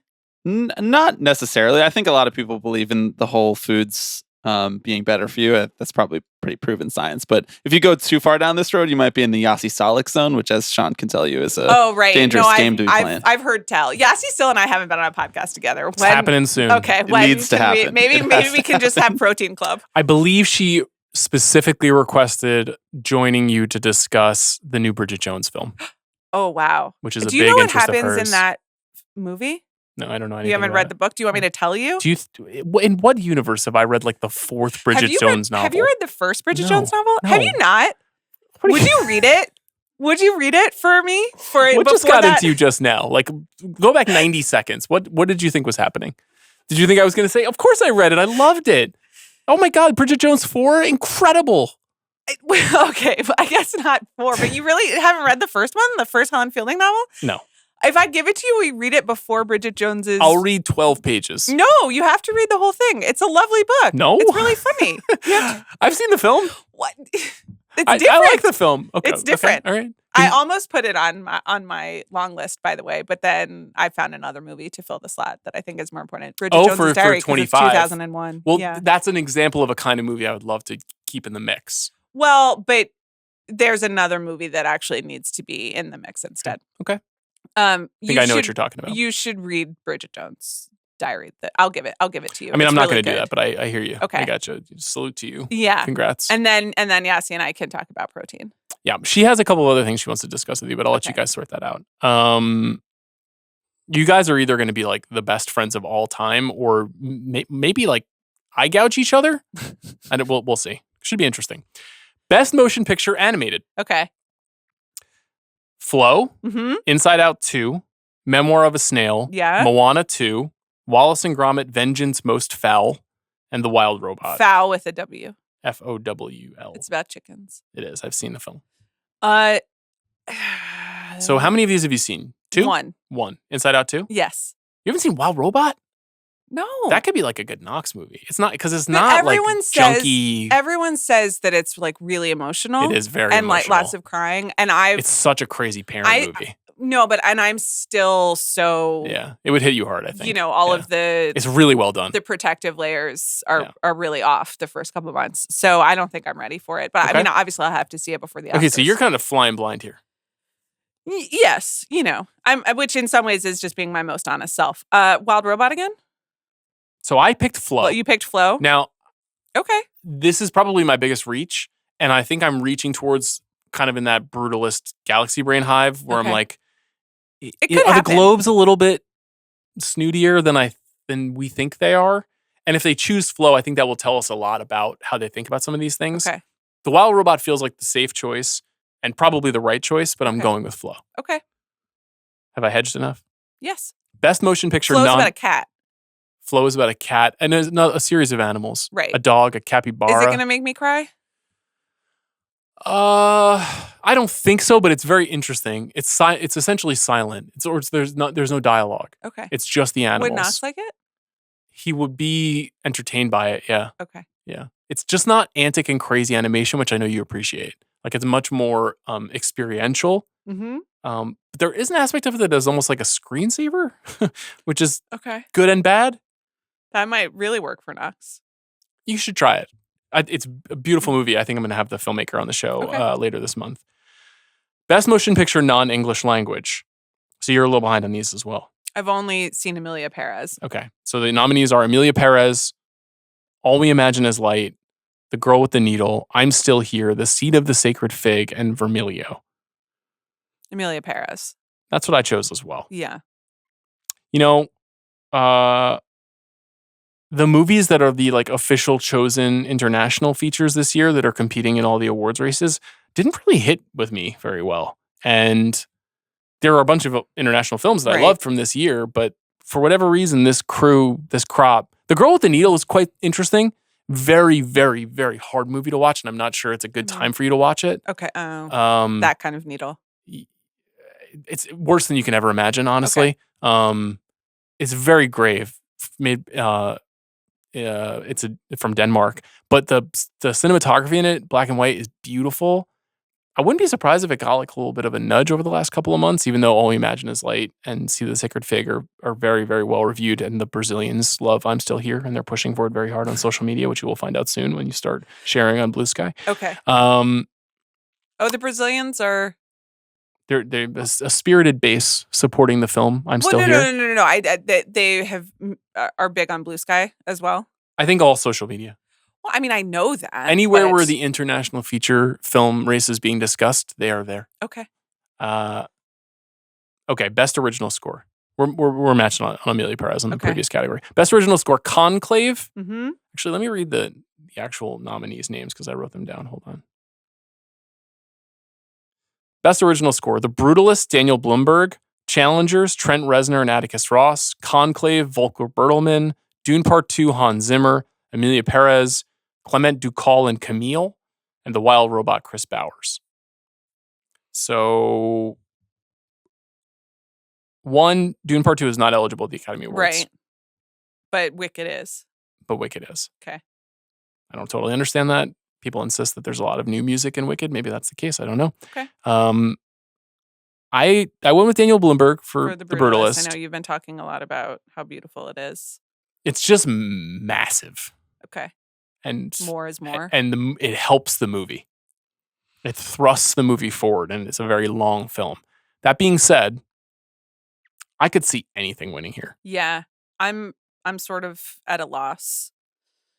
Well, we rewatched Conclave over the break, and I was like, right, the score's really good, and pretty good, and it does have like the 3 or 4 note motif similar to the. Is it the same person who did the score for All Quiet on the Western Front? All Quiet on the Western Front, which was a very good score. And you could see a world in which Conclave is like clearly on everyone's minds, but maybe they throw it about. Yeah, where does it win? Yeah. Could be some Killers of the Flower Moon situation there. Obviously, Challengers score is the score of the year for you and for me. Just Agreed. Absolutely rocks. Agreed. Did I tell you I got a tennis racket for Christmas? I heard, yes, from your husband. Right, because then we had to get one for Knox. That's why I heard, yes. I got like a nice tennis racket, and Zach was like, Knox, you may not touch it because you can't ruin it. Did you get a Tashi Duncan official racket? Or? No, okay. I don't even know. I should ask him what the make is, but it's what Roger Federer uses. Or used, past tense, which is sad. It's tough. Anyway, yeah. So I'm going to try to take tennis lessons. I fully support that. Maybe you should just choose Challengers with that in mind. Okay. You want to go with Challengers? You don't want to talk more about my tennis lessons. I actually need a tennis instructor. Do you think that there's a tennis pro who listens to The Big Picture who lives in Los Angeles? You're about to find out. Like, seriously, I can't, I literally cannot serve. So you have to be really patient. I'm told like not a great student. No. What? Especially when I'm bad at things. Uh-huh. But I would like to try. Okay. Okay. I wish you luck. Challengers. You're going Challengers. Okay. Yeah. I'm going with The Brutalist. Best Original Song, our favorite category. Here are the nominees. Beautiful That Way from The Last Showgirl. Mm-hmm. Compress Repress from Challengers. Which I did not. Is that? It's like the last song. Before Match Point? Yeah, it has lyrics that were written by Luca Guadagnino. Hmm. It is a Reznor and Ross production. Okay. El Mal, which is one of the songs from Amelia Perez. Which one? It's the one that, I believe it's the one that Zoe Saldana performs at the beginning of the film. When she's sort of walking through the streets. Sure. And everyone. Actually, no, maybe, actually, I think it's the one at the gala. Yeah, I think it's that one. Okay. Forbidden They're Road. They're not going to have her do that so. again at Golden Globes, are they? I hope so. Okay. I mean, listen, Zoe Saldana can act and can dance and like it's a show person, and I have known that since Center Stage, but continue. Okay. Forbidden Road, which is the song from Better Man. Was this I think this was removed from eligibility because it had been previously used elsewhere. So I'm going to take this off. This is the Robbie Williams song from Better Man, but I don't think this is eligible anymore, so they've taken it out of the mix. So it's not eligible at the Golden Globes? I believe so. Okay. No. Maybe it is at the Globes, but it's now taken off the short. No, it's taken off the short list. That's what it was. Sorry, I've gotten that mistaken. And then Kiss the Sky, which is the centerpiece song from The Wild Robot by Maren Morris. I chose Kiss the Sky. Okay. From The Wild Robot, which is frankly a banger that we play in our house. I think I'm a Maren Morris fan. Okay. She's good. I guess I'll go with El Mal just to make it interesting. Great. I have to say the songs were not my favorite part of Amelia Paris. I think they're mostly bad. They're really bad. Yeah. I think the choreography in that movie is pretty good. Yeah. Yes, I would agree that it's at least of using the camera and setting a mise en scène. What'd you think about the sequence in the hospital? Oh, right, when they're singing about. I mean, that was funny at least, or maybe not funny. I mean, it was a little funny. It's very camp. Very camp and over the top, and it's like, oh, you're doing a thing here. Yeah. Which to me made more sense than like Zoe Saldana just like being a lawyer singing a bad song about being a lawyer or whatever, or, and then there was a lot of that. And just like a lot of time spent being like, is this like random lawyer going to figure it out through bad pop songs? I'm not sure. Turns out no. Okay. Yeah. Okay. Best screenplay. Okay. Nominees are Emilia Perez, Honora, The Brutalist, A Real Pain, The Substance, and Conclave. The Substance. Really? I think that this is where they'll give it their thing. Well, this is it won at Cannes. And that's the other. I wouldn't say its screenplay is its strength. No, I would agree with you. Okay. But again, like throwing a bone to something that they like and the idea of it. And there are others who are not us who think that it is a searing insight into the problems of 21st century femininity, I suppose. Okay. I went with Honora. Okay. That's the other one that makes sense. This is kind of a funky category. I think A Real Pain could compete here. Sure. Conclave is an adaptation, so I find that to be kind of an odd nominee in this category. But anyway, okay, let's get into the heavy categories now. Best performance by a male actor in a motion picture, musical or comedy. Now, this is a funky one, because I'm not sure if any of these people are going to end up in the Oscar race. And this happens sometimes. The nominees are Jesse Eisenberg for Real Pain, Hugh Grant for Heretic, Gabriel LaBelle for Saturday Night, Jesse Plemons for Kinds of Kindness, Glenn Powell for Hitman, and Sebastian Stan for A Different Man, which I'm pleased to hear you enjoyed. Sebastian Stan won at the Gothams? The Gothams. Did he win at the Gothams, or did A Different Man win at the Gothams? I know it won. Maybe A Different Man won Best Feature. Yeah. Jesse Plemons won Best Actor at Cannes. Hugh Grant is winning my Instagram algorithm. Really, really great stuff. You haven't seen this one yet, right? No, I watched it. You watched it? Oh, you did. You did. You told me on Christmas. Yeah. Yeah. And you enjoyed the first 2/3, like so many of us. Sure. Yeah. I as I said to you, I think it was a little less revelatory for me because I do consume all of the content of Hugh Grant just being weird and charming and talking a lot. And that movie is him talking in rooms. Is he lecturing people about Radiohead, though? No, primarily about the traffic patterns in London and how the Tory government failed the UK, which seems to be true. Okay. So really, really, really good Twitter feed. And then also doing shots with Travis Kelce at the Eras Tour. That's what he's talking about. Okay. And how much he likes being a dad. That's nice. Yeah. I can relate to that. Who do you got winning here? I think I read this last night, got stumped. Was like, I don't know, I'll wing it, and then didn't think about it again. Jesse Eisenberg? That's who I have as well. Okay. I think he's going to win, and that's interesting. Yeah. Because does that mean maybe he has a chance to get nominated? How much does the Academy like this movie or something? I have no idea. I can't really tell either. I'm surprised by how out there he is this movie, which is possibly not surprising in the sense that he wrote and directed it and you want to sell something that you're proud of. But I haven't thought of him as like promo guy. And he's in every junket. He was on Table Manners, which is the Jessie Ware and Lenny Ware, her mother, wonderful podcast.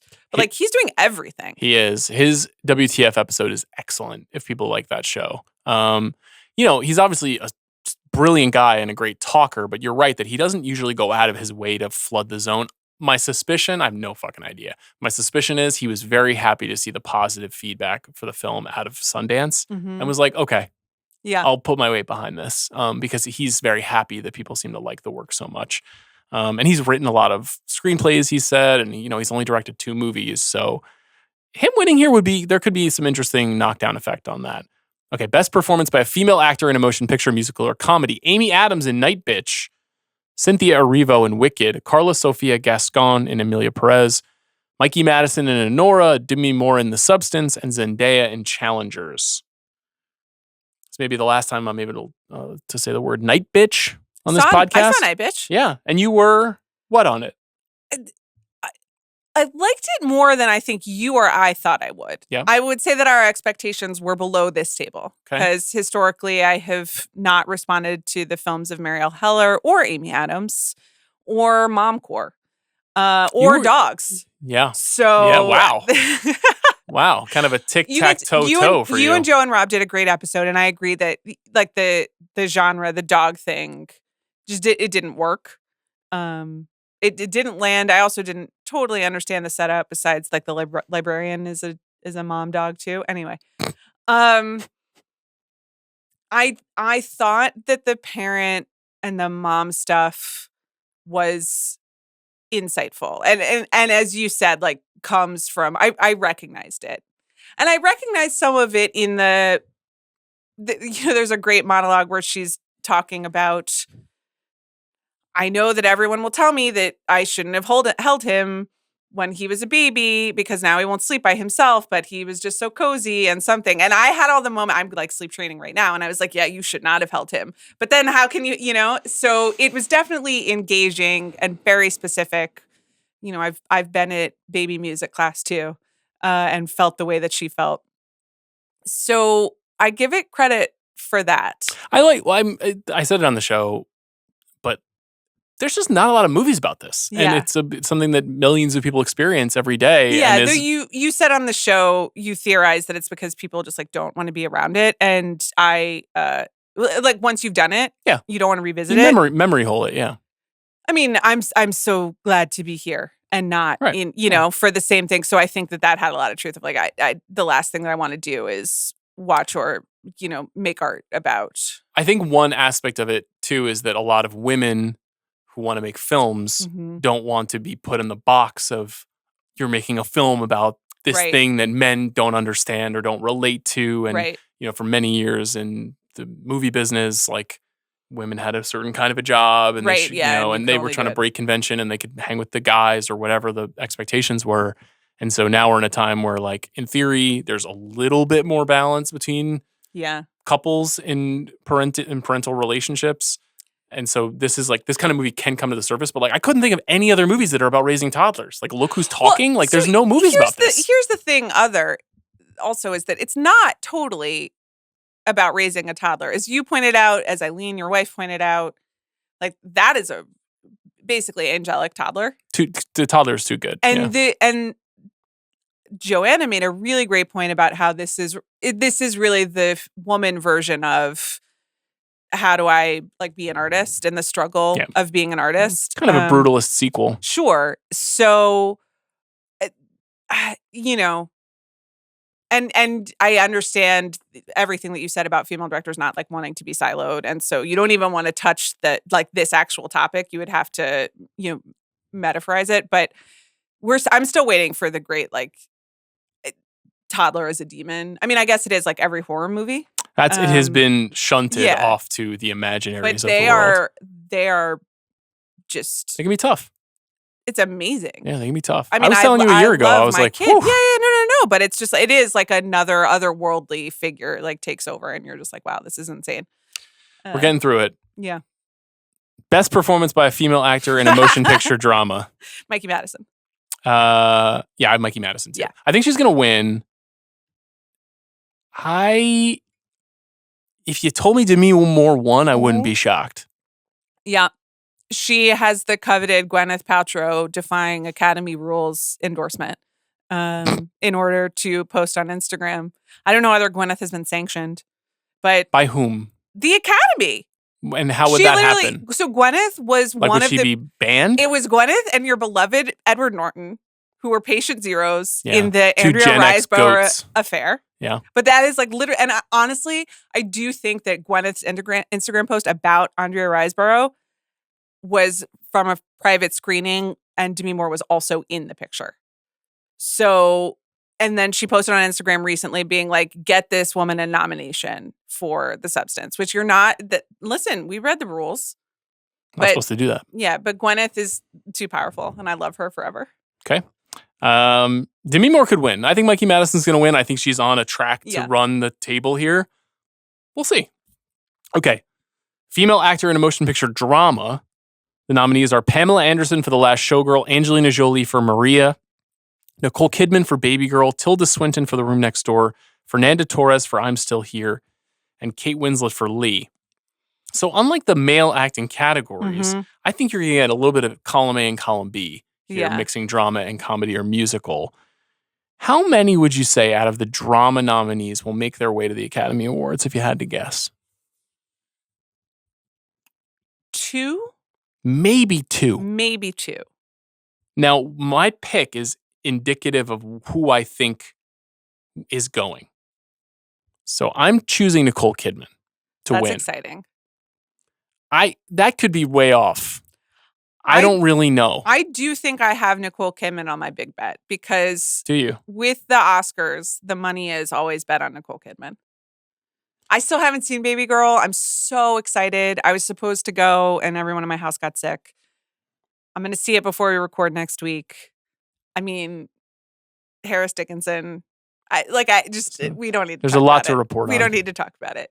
But I haven't seen it. Now, there's certainly a world here where Angelina Jolie wins. Yeah. And she continues on in a very kind of like focused, tight campaign, which is what she's doing. Sure. You saw also that there was a New Year's Eve divorce settlement? I did not. That's finally done. The Angelina Jolie Brad Pitt divorce has been legally, and they announced it on New Year's Eve as like a dump. Okay, great. Anyway, I'll read through all that documentation when I finish this episode. There wasn't any documentation. It was just a statement from her publicist. Okay, closed matter. Her campaign continues apace. I think Nicole Kidman is going to win. Who do you think is going to win? I really don't know because I've only seen Maria, which I'm really embarrassed about. Did you like Maria? No, it's so boring. I also I liked The Apartment. Yeah. Great production design. Yep. There is a conversation to be had there and about Angelina Jolie's performance, and maybe we can have it if she does get nominated. Should we do it off mic? No, if she actually gets nominated. Do it in a quiet alleyway where no one can hear us. With me on like every single pain medication known to man all at once. Yeah. And giant glasses. Yeah, I mean, but listen. I think she's good in the movie. I like the movie, but I like that project. I'm interested in that project, the like museum piece of 20th century women. I liked the project as well, but the Wikipedia page that I read during the slow parts of the movie was way more interesting than whatever was in the movie. Okay. I think it's meant to be dramatizing a woman in a daze. Yeah, but he's done that several times. The first time was good, primarily because of Natalie Portman's just absolutely insane voice. And then Peter Sarsgaarding as a Kennedy in the corner. Both great. Yeah. I'll take Angelina Jolie just for interest. Okay, great. Best performance by a male actor in a motion picture drama. This is Bloodsport. Mm-hmm. The nominees are Adrian Brody for The Brutalist, Mm-hmm. Timothée Chalamet for A Complete Unknown, Daniel Craig for Queer, Coleman Domingo for Sing Sing, Ralph Fiennes in Conclave, and Sebastian Stan for The Apprentice. Now, I think the first 5 names I just read are the nominees for the Academy Awards. A lot of really good performances here. Mm-hmm. A lot of people really working for their Oscar nomination. So Adrian Brody, of course, has been out in full force. Shirtless on the cover of New York Magazine. He's promoting. He was on this show last week. Daniel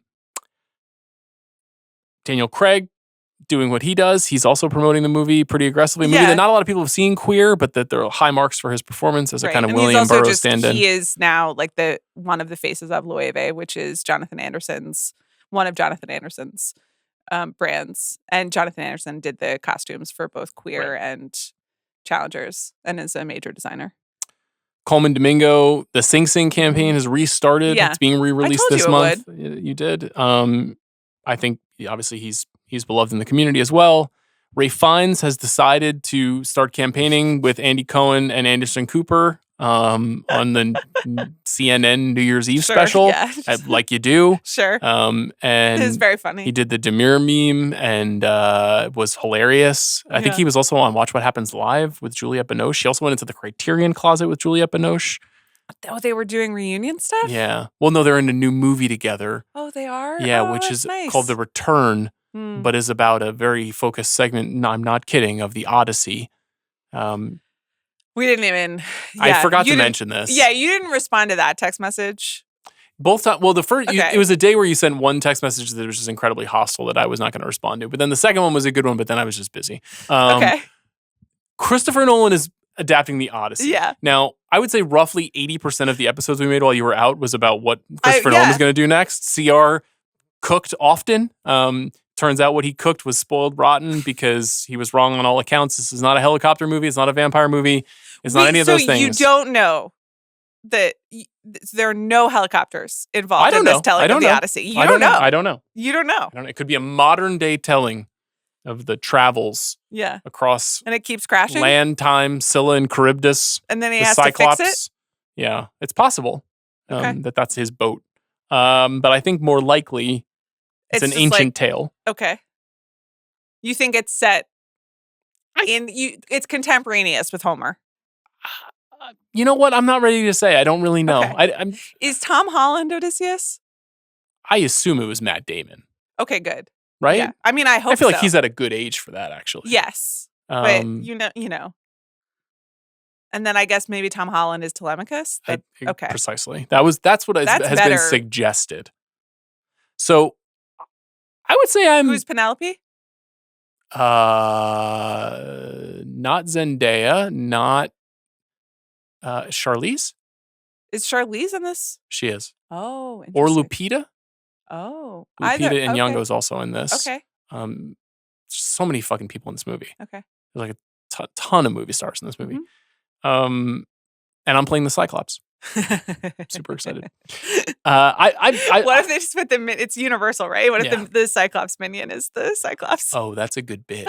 That's really good. Somebody's right? got to. You should have saved that for their marketing department. I'm looking forward to it. I hope it's good. Christopher Nolan.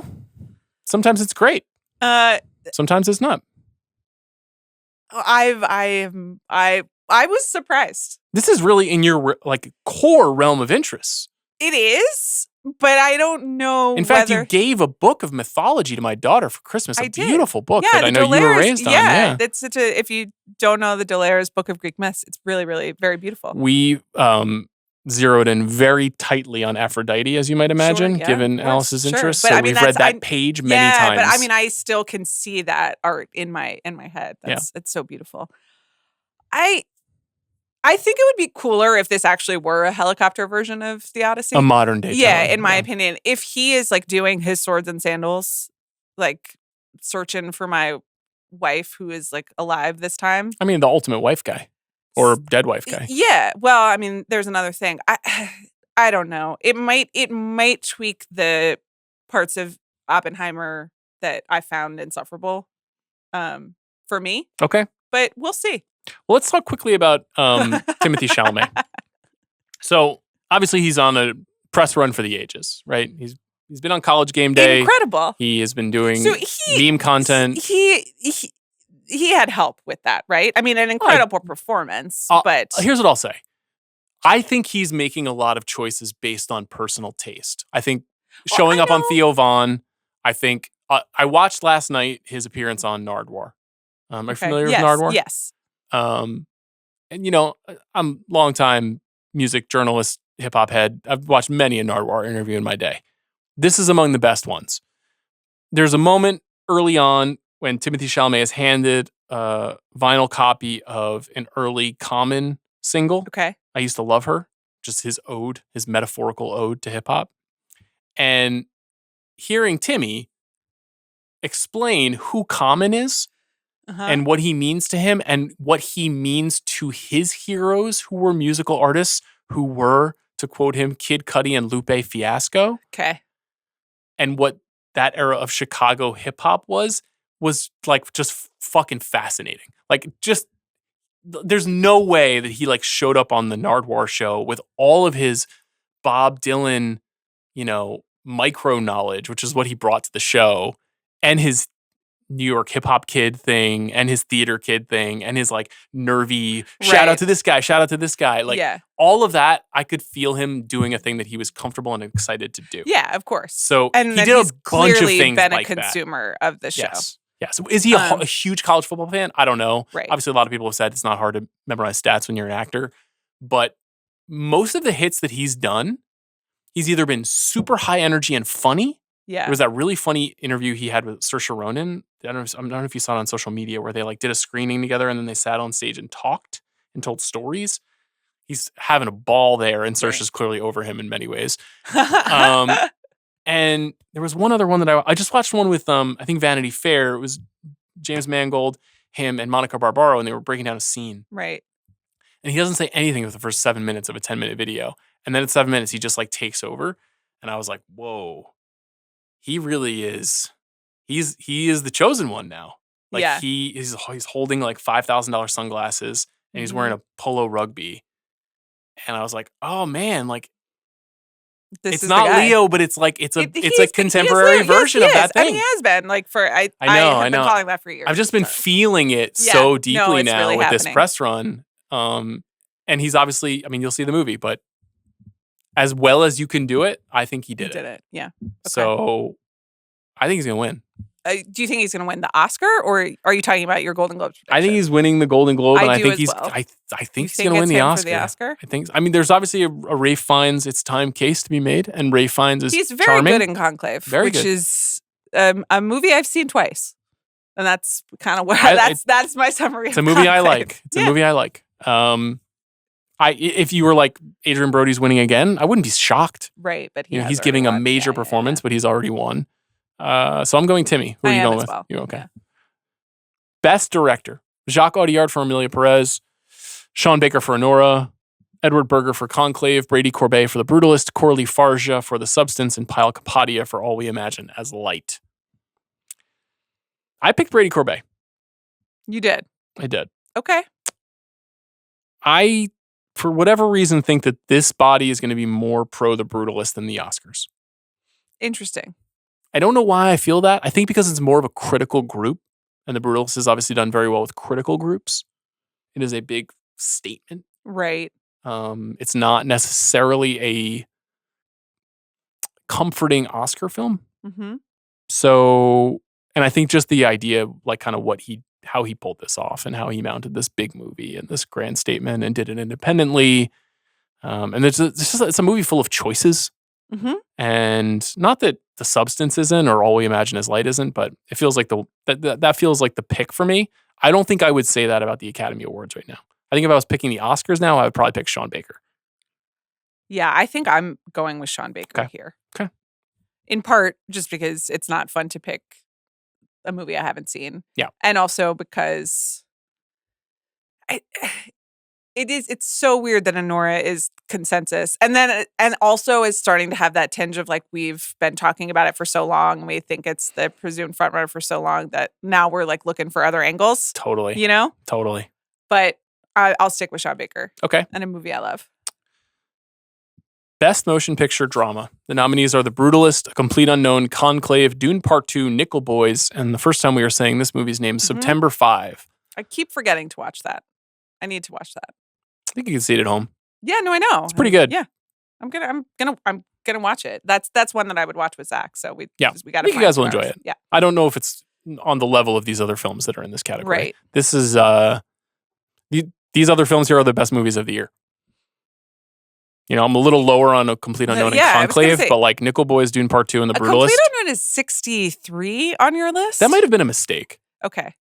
Yeah, because I haven't listened to the episode because I want to see it first. I'm way lower on it than Chris and Mallory. Way lower. You are. They really, really liked it. But I thought you were kind of like, huh. I think I was just shocked at how not a mess it was. Right. I think it's barely a movie. Okay. It is a tremendous platform for those songs. Yeah. And Chalamet and Barbaro are terrific. And Norton too. No, I mean Brutalist, Dune Part 2, and Nickel Boys, that's 3 of my 5 favorite movies of the year. Yeah. And the other 3 nominees are darn good. So you're gonna do Brutalist here. I am. Okay. Should I do Brutalist or should I do Conclave? I don't think Conclave's gonna win. It could. I mean, it could. It could. I think its absence in other categories, like its absence in supporting actor, for example, is a little iffy. It is in the screenplay category. But they only have 6 spots for only. Yep. Who would you choose as the supporting actor? Who is your favorite supporting guy? This year? No, in Conclave. Oh. Well, Tucci is doing great work. It is a war. I needed a little bit more of that from him in the movie. Yeah. I mean, I wanted a little bit more of the politics for lack of, and the scheming. And I wanted a completely different ending. I mean, I just don't know what it was, respectfully or not respectfully. Someone at a brunch yesterday that we were at suggested, what if the big reveal at the end were revealed much earlier in the movie, and that revelation was in the mind of the Ralph Fiennes character, which I thought was a cool idea. That's obviously different from the novel that the film is based on. Yes. But I really liked that concept of how differently the movie would play if you had one character knowing the truth and that driving the narrative. Right. Unfortunately, like what the truth is feels a little... It's a little silly. Silly in terms of what... I don't know what that book thinks that it's trying to say about gender. But that's the thing is, in movie form, it is just like, ta-da! Like, and then we're out, and because of that, you can't even really reflect on it in any way. You can't even really, you have to kind of like sit on it and think hard about what it wants to mean. Right. Whereas if a character was doing the exact thing I just described, I think it might have worked better for me. Totally. I definitely would work better. But then, I think my preference would be just to rewrite the book and then the movie so that it's a political conspiracy. I kept thinking the twist because I knew there was a twist because you guys kept talking about some twist. And my mother, who is a book reader, and she's not a book reader. I mean, she does read books, but in this case, she has read this book. Yeah. Almost spoiled it for me, which I think hearing my mother try to explain that plot twist is just not something that I needed to experience. You experienced her being like, why would I see a movie? I've already read the book. So that's what we're working with. It was a tough moment. Yeah. Well, hard 5 minutes on Christmas. But I thought the twist was going to be that like the Pope was evil. I thought we were doing like Nazi Pope again or something. Yeah. Yeah. I just wish Edward Berger would remake The Da Vinci Code. That's kind of where I am. Okay. He's got a Netflix movie coming out pretty soon. That sounds good. Is it The Da Vinci Code? No.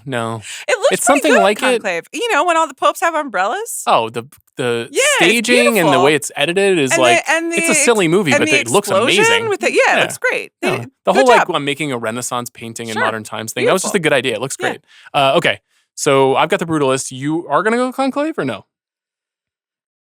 I guess so. Okay. I will go Conclave because I still have not seen The Brutalist. Cool. So.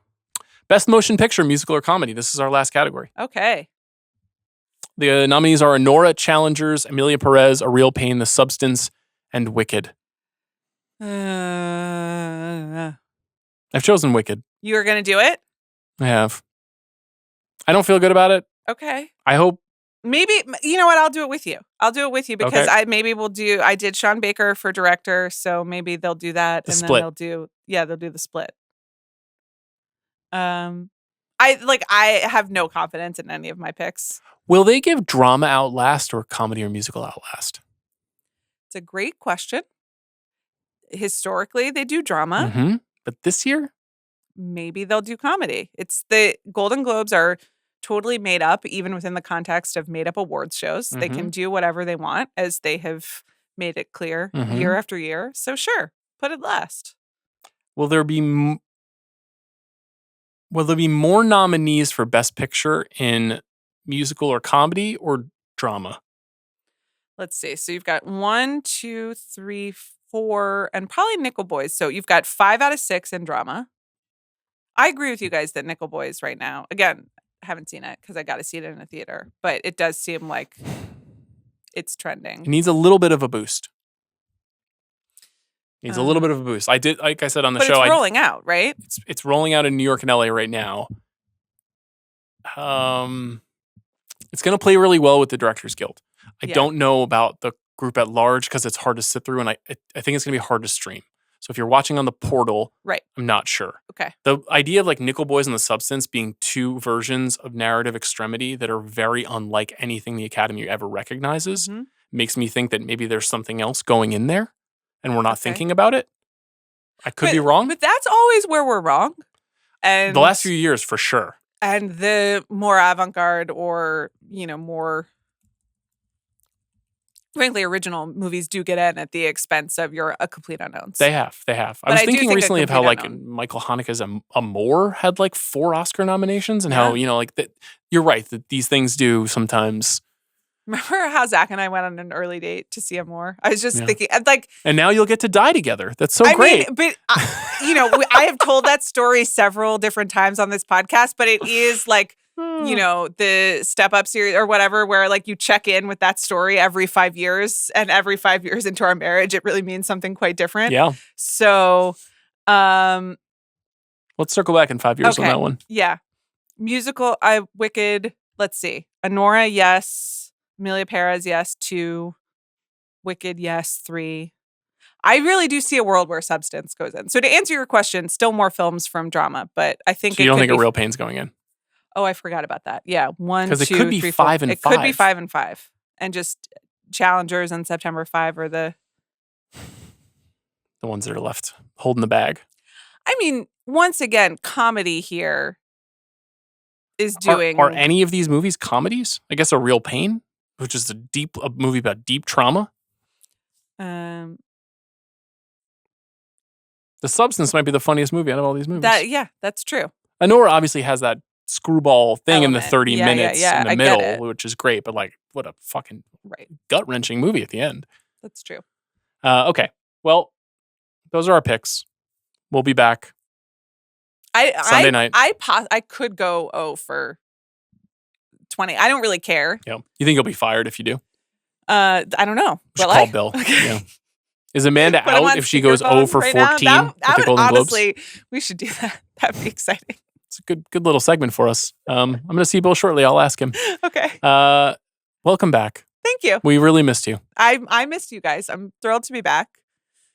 Bobby, thank you for your work on this episode. Happy New Year, Bobby. Happy New Year, Bob. You're very welcome, Amanda. It's great to have you back. It's been a lot of work just being. It's been a lot of work to be a figment of Sean's imagination. Sure. He's just been talking into an empty screen for the last few months, so it's great to have you back here. That's not true. I was speaking to you and with you. That's what you thought, but I'm not real. So sometimes I do think that about this whole show. Heaven. Yeah. Sometimes I'm like, is this really happening? Where I thought I was fairly normal on this episode. Yeah. Oh, I agree. Yeah. Yeah. I think I need to be medicated in some ways. Okay. I'm just like physically falling apart.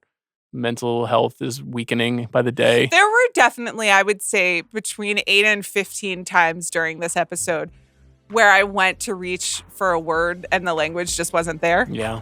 Remember those days? Well, that's sort of been like a 3-month project for me, but it's coming back. Kind of a prequel to Amour. Yes. Okay. Great stuff. We'll see you guys on Sunday. Thanks for listening.